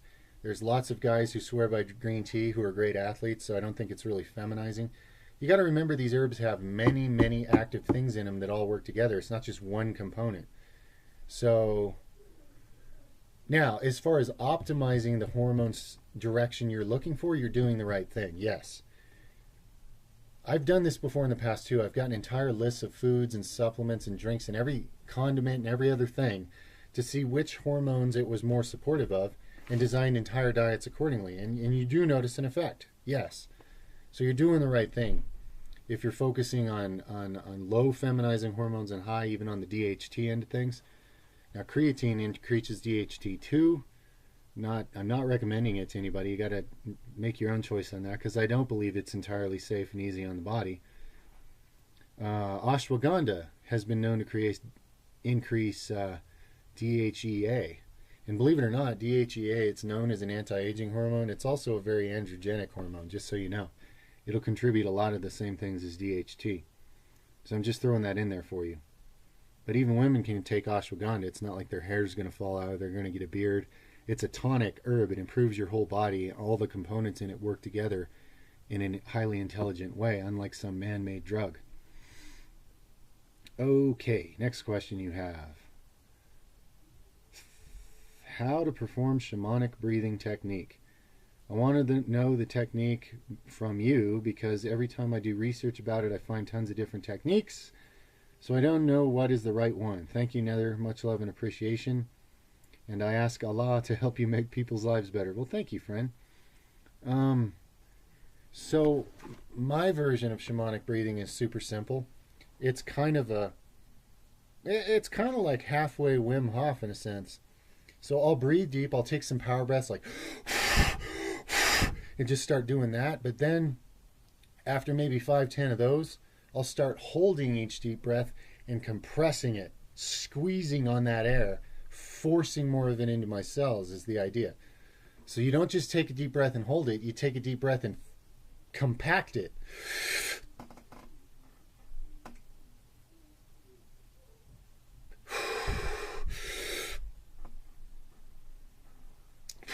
Okay?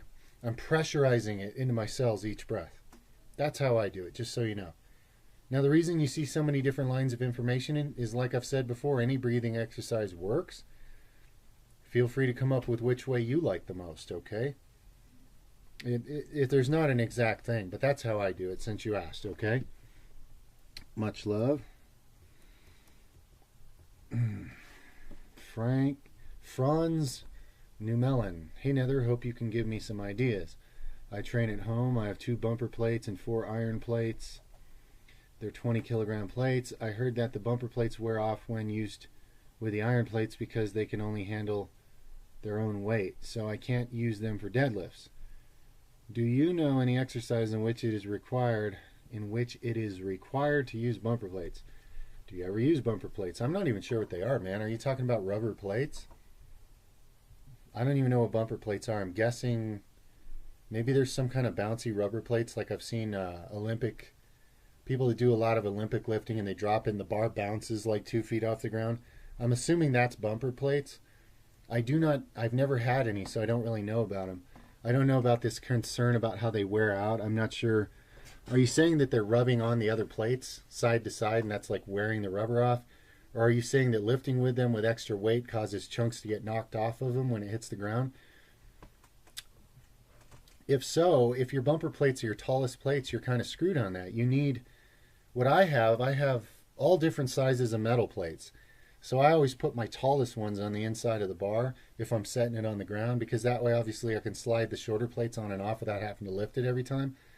So if you had a metal plate, if you had 2 metal plates, 245s or whatever, that were actually taller than your bumper plates, then again, I don't know, maybe bumper plates are the tallest plates out there. Like I say, I've never owned any, I'm no expert. But my idea would be to protect them, would be to have some metal plates that are taller. So the metal plates are what hits the ground when you drop the barbell, you know. But outside of that, I really don't know much to say, man. I've never had bumper plates. Much love. How to get strong fast from Jorgo.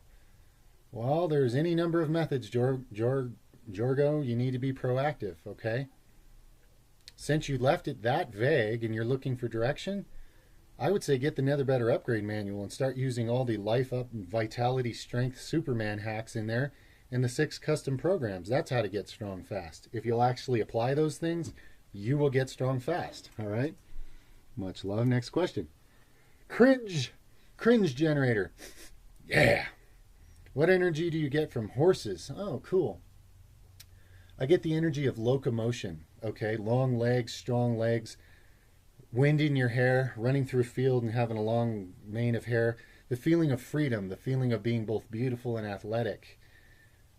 Beautiful, athletic, majestic, and free. That's the feeling I get. If I was a horse, that's who I would want to be. Okay? Does that click with you? Much love, my friend. Next question. Dan Bart. Hey, Nether. My knees pop, hurt, and they're unstable while performing Nordic curls. Interesting. Is there some way to fix this? Interesting, Dan. I've heard of lots of people have knees pop, pressing. Not as often do I ever hear about doing like a leg curl, having knees pop. So you've got some air, you've got some loose joints. You say they hurt and they're unstable. So basically the nutritional hacks and the Nether Better Upgrade are the best thing I can think of for you, because you seem, apparently you genetically, you could say, have somewhat loose tendons in the knees. Now, I do believe that lifting is a good way to improve this over time, but only if your nutrition's keeping up with all that lifting. If you're just grinding away at a loose socket, it's just going to get looser. But if the nutrition's good enough, then your body goes, okay, let's improve upon this. Since we're being challenged here and it's a weakness, let's reinforce this area. So that's my 2 cents for you, man. Extreme health, extreme vitality, so your knees can strengthen themselves from all these challenges you're putting them through instead of wearing down from it or staying the same. So I'd recommend another Better Upgrade manual, my friend. Much love. Paulius. Vitamin K2, MK4 versus MK7. I've answered this many times, so this is going to be 3 seconds. The product that I recommend is super high dose and tested and effective. It's in the Nether Better Upgrade manual. Outside of that, make your own decision. Both have been shown to have positive effects, so do your own research and choose what you feel better about, okay? Much love. Next question. Hungry Dumpster. Hey Nether, I'm 16. I've been developing fine lines around my eyes and deep laugh lines even when my face is relaxed. Any suggestions on how to get rid of them? Yeah, I'm going to approach it from the inside, guy. But, so again, Nether Better Upgrade manual. I had way more fine lines in my face in my 20s than I do now, okay? I almost don't have any now, and I had kind of decent ones in my 20s. Just to give you a hint. Now, a few things you can try if you want to test me at my word to see if he knows his shit. Get yourself some food-grade diatomaceous earth. In fact, even that one thing will show you I know my shit. Your skin will improve. But to add a few other nice synergies with it, Organic Go-To Cola. Major connective tissue upgrades. Not just for beautification, but I'm talking better connective tissue, stronger tendons and everything. And a third ingredient that could make it into a super powerful trifecta that's super affordable as long as you're not allergic to it, bee pollen. Okay? If you'll test me on that stack of 3 things and report back in a month what your skin's doing, then you'll know the Nether Beast is not just pulling this stuff out of his butt. Okay? Much love, my friend. Next question. Is using kelp good for getting iodine? Yeah, you should be able to get enough iodine. However, kelp also has a lot of radiation because it's in an ocean with radiation in it. So the reason I just tell people to supplement is I'm sure it's not contaminated. However, if you have a good source of kelp and you prefer to do it that way, you're still much better off consuming kelp than not consuming kelp. At least you're getting iodine, yes. Next question. Where do you buy your supplements like iodine, Ashwagandha, Go-To Cola? Where to get cheap? Well, I've put all my personal links to the products I've been using in the Nether Better Upgrade manual, okay? So if you really want to know my personal stacks, get you a manual. And that's the least important thing in it is my particular sources, but I did attach links where I've been ordering those exact products based on quality and then price, all right? Has to be good quality or it's a pure waste of money. So they're all quality prices at very reasonable, they're all quality sources at very reasonable prices.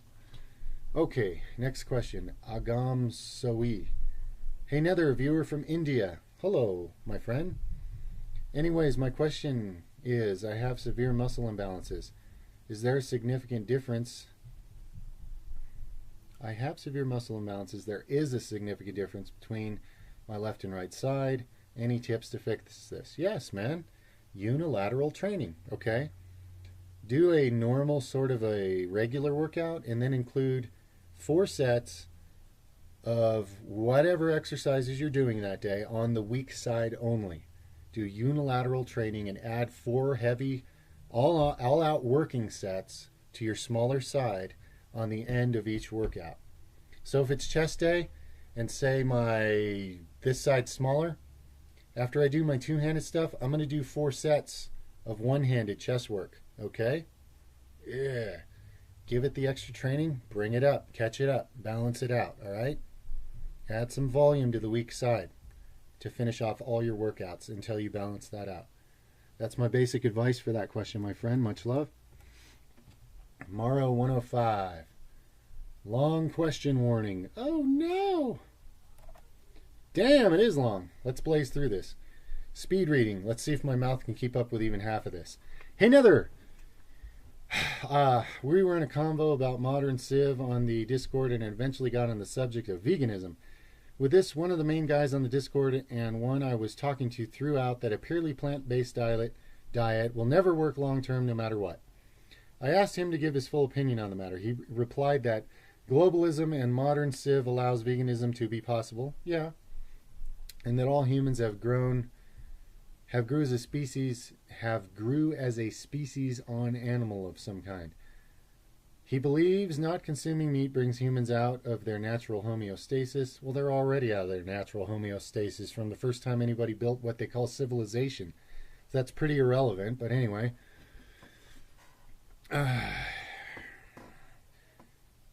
Even if we get all the protein needed on a cellular level, our cells do not use plant protein well at all. Well, he's fucking wrong, okay? He's just wrong. If anything, they probably use plant protein even better because it's easier to totally reconstruct.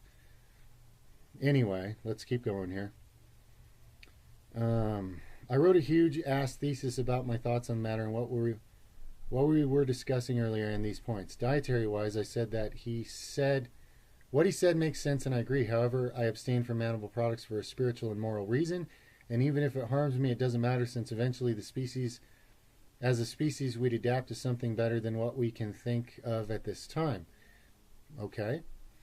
I feel as if he laughed that part off and responded to the other parts of the thesis. Yeah, well, most guys are such petty little weaklings that they won't have a real debate with you. They'll just ignore whatever they don't want to see. That's why it's, disappointing to even pretend most people are mature enough to even debate anything with. They're not. Anyway, let's go on here.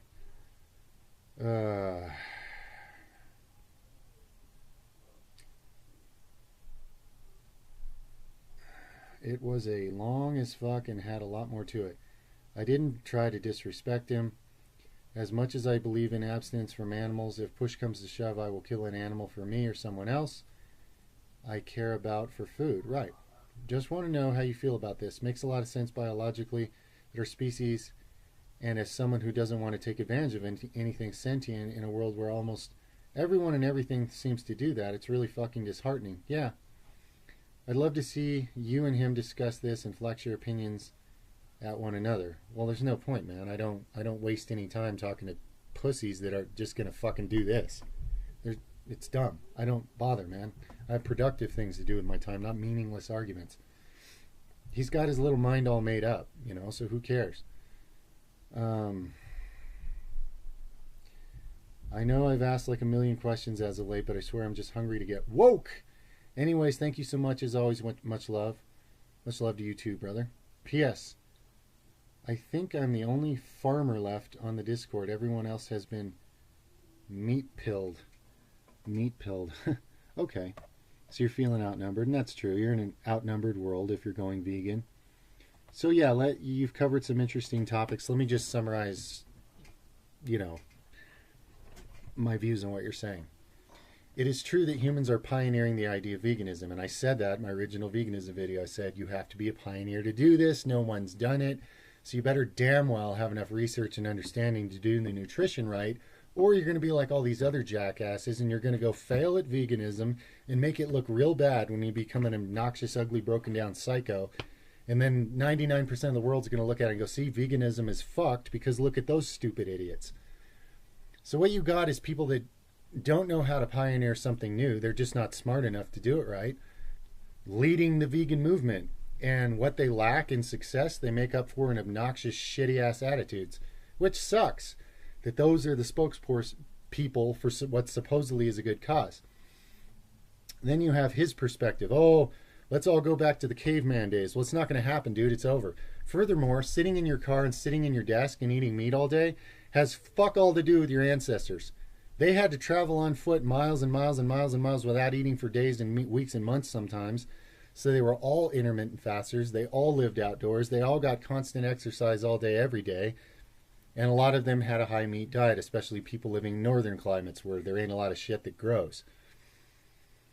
So yeah, he's basically living in the past in a fantasy and denying that anybody could ever do anything new. So he's uncreative and he's stuck and he's a coward. And you're being brave and you're realizing that you'd like to do something successfully. So like I told people, my metabolism is not geared to be vegan at all. And yet, because of thousands of hours of research, I put it together well enough to make a functional vegan diet for me that allowed me to get bigger and stronger and better, smarter for over 3 years. It still wasn't as good for me as the diet I'm on now, which I'm not going to discuss with anybody because I'm tired of all the fucking moral judgments and bullshit and idiot, immature discussions. I'm just done. I don't talk about diet anymore, my own.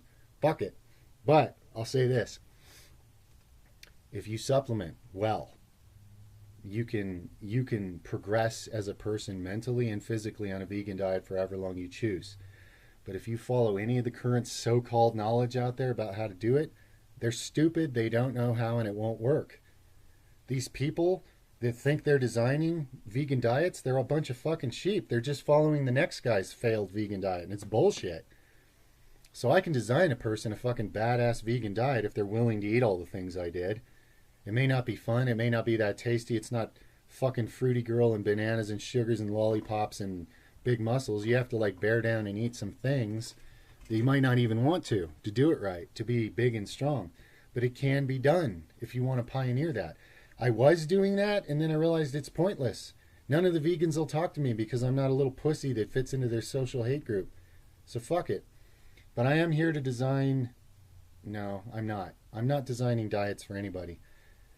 I'll tell you this, though. If you take these supplement stacks in another better upgrade manual, then your vegan diet will work for however long you want it to. Okay? Period. And you can prove them wrong if you want to. Much love. Next question. Morrow 105. Thoughts on the Super Squats and Milk program? Don't know what it is, man. I don't follow anybody's program. Now, I know about the old Squats and Milk 1,000-year-old philosophy that might have been relevant a long time ago, but it's just plain stupid now. The workout part, not the digestive. Okay, fuck the milk. Super Squats, I don't even know what that is. Would a program like that... You guys, you list a program. It's like you haven't paid attention to who I am. I don't go around reading other men's programs, guys. It would be a waste of my time. So when you put the name of a program up here, what do I look like? You know, guys, just do a descriptions. Whatever the fuck Super Squats is, list that. Then I'll have something to say. I'm not mad at you, Morrow. I understand, man. I'm just putting this out there for everybody. Guys, you can put acronyms and names of programs and names of other men's books all over my screen. What do you think's going to happen? You're asking me to confirm for you what some other guy designed. And I've made it clear that I outgrew following other men's designs pretty much in the beginning of my training. So I'm not the guy. I'm not the guy to tell you whose program to follow. There's very few programs I'm even aware of. I know about Alex's programs from Alpha Destiny, and they're awesome. I've seen them. But that's it, man. I don't even know what anybody else's program really is out there. So I have no frame of reference, okay? Super Squats. If you like it, do it. Whoever the people are that do Super Squats, consider their opinion and then try it and make your own, okay? That's all I can say, man. Much love. Production God Raw. Hey, brother. Any advice on how to train around an inguinal hernia? I can't Valsalva maneuver with this thing above my groin, damn it. Yeah, my advice is don't train around it, man. Make a plan to get it fixed. Why would you let your body have a big hole in it and the goal is to not get it fixed? I mean, as far as training around it, yeah, just avoid any heavy lifting. Just stick to isolation work. Because I'm not going to tell you some strategy to try to squat and pull heavy and even bench heavy or anything. Hell, you could be doing weighted chin-ups and just blow that shit up from internal pressure. So, me personally, I would do whatever it takes to get that shit sealed up. That would be my goal. I don't even need to train until that's done. That is A1 top priority. having your guts exposed and a hole right through, no armor, and just being open like that. Oh my God. Yeah, man. I saw one video one time of a guy shooting his guts out of his stomach, and that was more than enough for me to realize I wouldn't go fuck. I wouldn't do anything. I would do whatever I could to get my abdomen, get my hernia fixed. Okay, that is my honest thought of that. Is all I can think about it. All right, so I'm just being real with you. Much love. Next question. Wipeout +3. Hi, Nether. I find myself being eaten, binge eating, and skipping workouts all throughout exam week. Any solutions? I don't know what you want me to tell you, man. The solution is you need to care enough to make the effort to organize your life to suit your goals. I mean, I can't do it for you. So the solution is either accept that that's where you're at and that's how you're going to do it, or fix it. Organize yourself. Organize your eating plan. Organize your timing on things. Take charge. Be the CEO of your own life instead of just wandering around aimlessly and, well, I did this week and I don't know why. Dude, own it. Either say I did it because I don't fucking care enough to do better, or I do care enough to do better and here's my plan and I'm going to. That's all I can tell you, man. I don't know if you want me to yell at you and lecture you or what, but I don't want to be a drill sergeant, but that's the truth. Much love. Next question. John Smith, I want to start taking ashwagandha. In what form would you recommend? Pills, powder, etc. And how much of it and how to prepare it? Just get a high quality product. I couldn't give a shit less if it's in pills or a powder. And start with the recommended doses on the product. Okay? And then do a little research. That's what the internet's for. You can look at what other people's dosages have been and what their experiences has been. It's really better for you to make your own decisions than it is for me to make every single detailed decision for you, man. You need to believe in what you're doing. I can't believe in it enough for you that it's going to make it magically work for you. All right? So form a plan that you believe in and do it. And that's going to work a lot better than just doing what Nether says. Okay? Seriously, man. That's the truth. I got to tell the truth. Much love. Next question. Samir Muhovic. Hey, Nether. I love your channel so much, and it's truly life-changing and eye-opening. As a 16-year-old novice, do you think it would be reasonable to aim for a 600 to 700 pound squat and deadlift, and a 400 to 500 pound bench at around 12% to 15% body fat before I'm 30? Yeah, sure, man, sure. I think those are totally reasonable goals. Yeah. These are my stats: 16, 6'3", 200, kind of fluffy, about 20%. 185 bench, 335 squat, 405 in the trap bar deadlift. Much love, Nether. And I can't wait to see your channel blow up so you can get the recognition you truly deserve. Well, thank you, my friend. It is blowing up, and it's just gonna blow up on top of blowing up until it's nuclear, guys. So yeah, absolutely, man. Seems very reasonable to me. Your goals there. Yeah, absolutely. I can see you getting there. Sure. If that's all you're asking, I think that's very realistic. I'm not even the guy who gives a shit about realistic goals, but I think those are realistic goals. All right, much love. Your next question says, would distance running or endurance stuffs ruin somebody's explosiveness and sprint speed? Only if you neglect doing explosiveness and sprint speed. If you don't train it and you only train long distance, yeah, you'll convert more of your muscles into being more slow twitch. But if you're still including your explosive training, you're not going to lose it, okay? All right, your next question. How does a rich man teach humbleness to his children? Well, I don't know about teach, man. Do you embody it?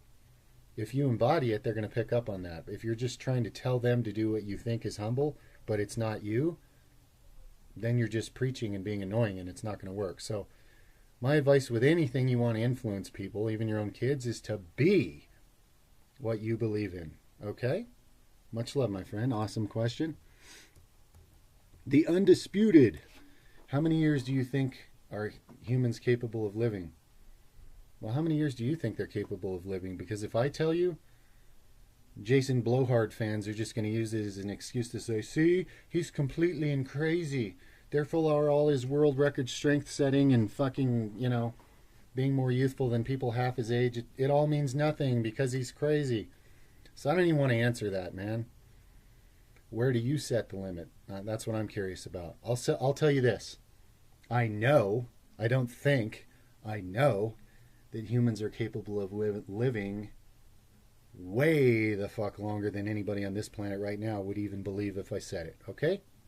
So I'll leave you with that before I lose subscribers over dumb reasons. Much love. Next question. Min Young Kim. I saw an article about Jefferson on one side.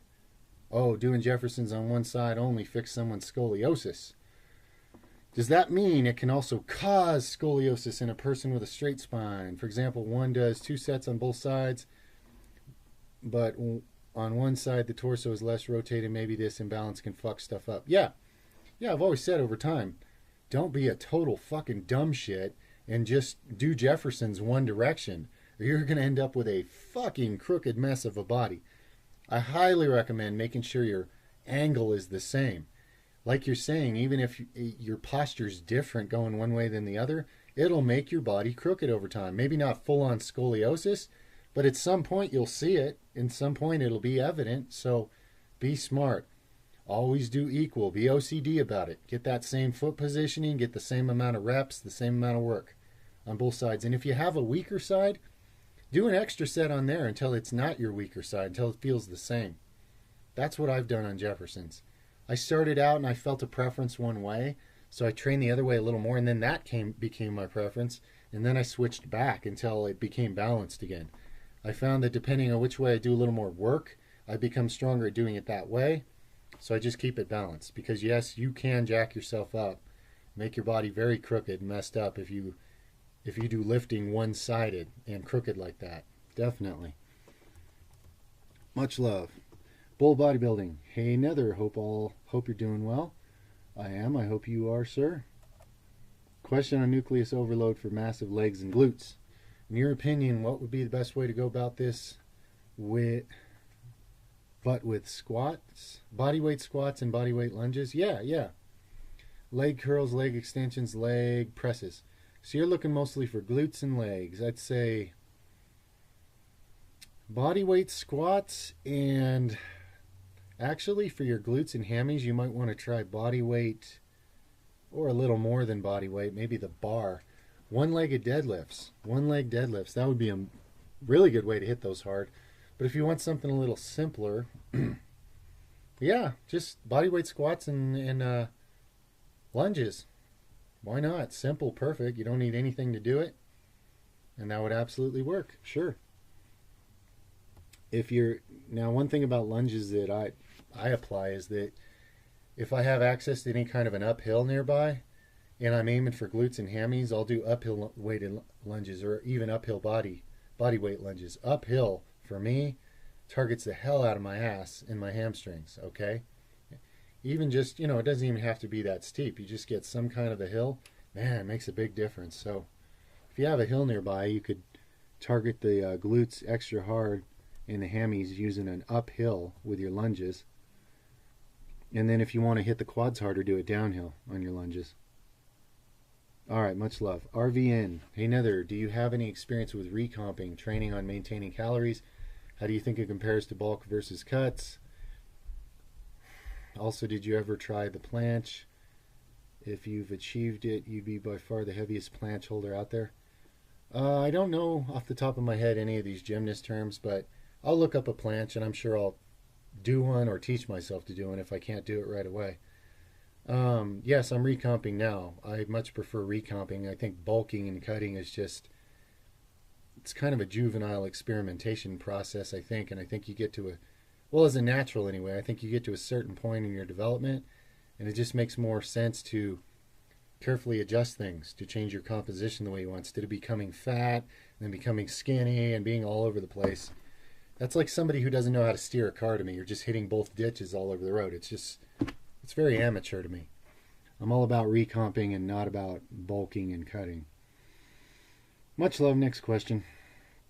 Bill Smith. Hey Nether, I'm having serious grip issues. The reason for which appears to be MMA, which I was diagnosed with last month. Dude, MMA means mixed martial arts in my world. Again, guys, you're going to throw random acronyms at me for systems, other people's systems and books I don't care about? How's that going to work? Explain your actual question, guys, instead of assuming I'm like some acronym computer that has a major public education and knows what all these pop culture terms are. I don't. The only reason I'm exceptional is I went away by myself for decades and fucking enlightened myself, okay? I don't know any of these pop culture terms, so I don't even know what MMA is. You were diagnosed with it last month, okay? Brief description. Good. It says read more. I should have clicked that before I rambled. Hirayama disease, also known as monomelic amyotrophy. It's a rare cervical myelopathy that manifests itself in a self-limited, asymmetrical, slowly progressive, atrophic weakness in the forearms and hands, predominantly in young men. What a bunch of fucking bullshit.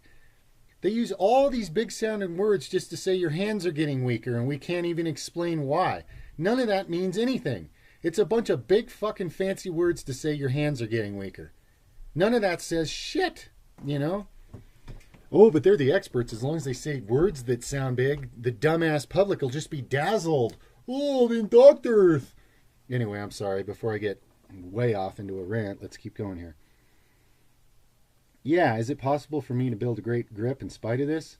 I'd say so, since the condition itself sounds like complete cop-out bullshit. Basically, something's wrong with your health. Your nerves aren't getting very good connection from your brain to your hands.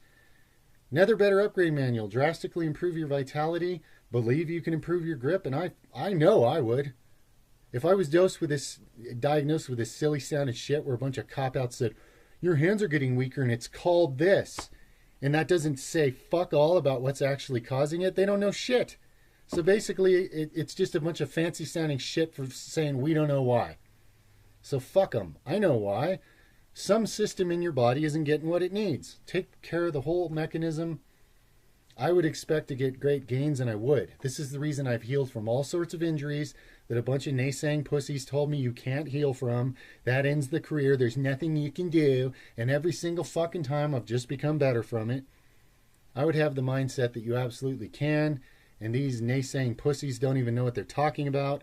I'd get another better upgrade, and I'd apply everything in it, and I'd practice my grip strength, and I would have a better grip than anybody else. Yes. You asked, that's my honest answer, my friend. Much love. Gus Wolf. Hey, Nether, do you like or ride motorcycles? I had a lot of dirt bikes. Haven't had one for some time. I wouldn't mind having some kind of a cruiser bike. Just, truth is I don't have time for things like that, but I wouldn't mind, I guess, maybe at some point in life. I kind of like Honda Shadows and things like that. Good quality motorcycle. It's just some name brand piece of shit that leaves you stranded on the side of the road. Anyway, I want to buy one, but everyone I know tells me it's too dangerous and stuff. I rode some in the past. It was awesome and I felt good. Could you share your thoughts? Much respect. All right, Gus, just own the fact that it is dangerous. Because even if you're good on a bike, what happens when some deaf granny just hauls her car out right into the road and slams into you going full speed? You're not in a car when you get hit. You're on a bike. You're splattered like a bug, okay? So be real with yourself and say, okay, I love motorcycles. The same way Rich Piana loves steroids. And he knew it was shortening his life, and he said it's worth it to me. Now, I'm not saying you need to plan on dying young. Don't. Plan on making it. But just be realistic. Own it. Acknowledge to yourself it is dangerous as fuck. And if you still believe in that decision, get your bike and think the best and expect the best. But be fucking smart. Drive defensively. Okay? It's not going to matter what the traffic law was when your ass is splattered all over the highway. Somebody else getting a ticket isn't going to save you. You need to watch out for everybody if you're on a motorcycle. Because their mistake fucking kills you more than them. Okay? You know what I'm saying? That's my, fatherly advice on that. Much love, man. Next question. Alexander Fisher. Hey, Nether. Have you ever dealt with tennis elbow? Yes. Many times. Any suggestions? Nether Better Upgrade Manual. We've been over this. Okay, you're talking about helping your mom improve her posture and muscle balance. Progress is slow. Her doctor's recommending anti-inflammatory injections, which you're against, thank God. You know what those do? that cause the tendon and cartilage to rot and decompose in that whole area. It will absolutely fucking destroy whatever it's covering the pain in. Get another better upgrade manual and actually upgrade your body and build a fucking skeleton instead of eroding it away while covering the pain of what you're destroying. My suggestion is the exact equal and opposite of your doctor. But I'm not a licensed medical professional, so I do not claim to cure, treat, or help any diseases whatsoever, so there's no need to put me in jail or make me fall off the planet. All right, authorities? Thank you. You know the drill, guys. Much love. Moving on. Muscle and math. I made a natural deodorant by mixing coconut oil, tea tree oil, baking powder, and cornstarch. It's making me itch when I first apply it, but after a while it's fine. What could be causing this? Can I just apply the oils since they're good at killing bacteria? Yeah, try that, man. Take out one ingredient at a time and you'll figure out which one's annoying you. It could be something simple like, I don't know, maybe the baking powder's drying you out and making you itch. I don't really know. Also, you're probably detoxing because if you use conventional deodorant, you've been shoving aluminum into your lymph nodes your entire life and a bunch of other toxic shit. And now it's probably going to try to come out before it becomes a tumor. So it's a good thing. So itching and irritation can often be a detox. But yeah, just experiment. Keep mixing it different. You'll come up with a formula that smells good enough or covers smell or eliminates the smell and also doesn't itch you. Just play around with it, man. You'll figure it out. Much love. Next question. ADZBXR1. Do you think someone who could do 100 pistol squats would be able to squat 2 times their body weight? I do, yeah. I think, now there could always be exceptions. There could be someone who develops that much endurance without quite that much strength. But man, that would be the rare exception. I think almost anybody that could do 100 pistol squats definitely ought to be able to squat at least twice their body weight. I don't even think squatting twice your body weight is a very big achievement at all compared to 100 pistol squats. So yeah, definitely. Much love. Okay. JZ Hernandez, I left this one up, your question about myo-reps. I watched your little video clip when I had time because I thought maybe there's something to this myo-reps and I should be educated.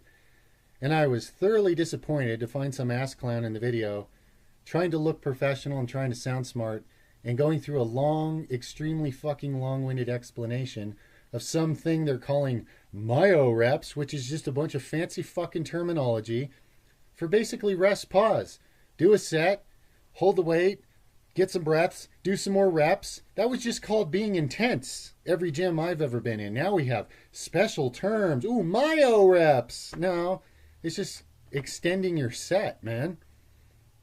It's just putting in some work and some intensity. I don't even know why people, these fucking Poindexters, they want to have a cool sounding word, make a big long video like they're explaining some new thing. And all it is a complicated renaming of something that's just simple as fuck common sense. Do a set, let the weight hang, take a few breaths, do a few more reps, let it hang, do some more reps. Oh my God, we need to name it. No, not really. That's just called training where I come from. So anyway, much love. No disrespect to you, Jay-Z. I'm just talking about the overly Poindexter nerd that made the video. It's very unimpressive to me, that content. But anyway, no offense intended to anybody. My thought on myo-reps is it's a fancy fucking word for nothing, basically. All right. Much love. We're going to call it on that today. That's a good Q&A. That gets all the Q&A questions off of the old Q&A thread addressed. So in the next Q&A, I'm going to start in on the new thread, which you guys are already just pouring dump trucks of questions into, so that's going to be interesting. Thank you to whoever timestamps this. Like I said, going forward, I'm going to make a better effort to eye over the ones we've answered a million times and skip them so we can actually get through this content and get caught up, all right? Much love to everyone, much respect, much life gains and gym gains and consciousness gains and Jedi gains and gains! Woo!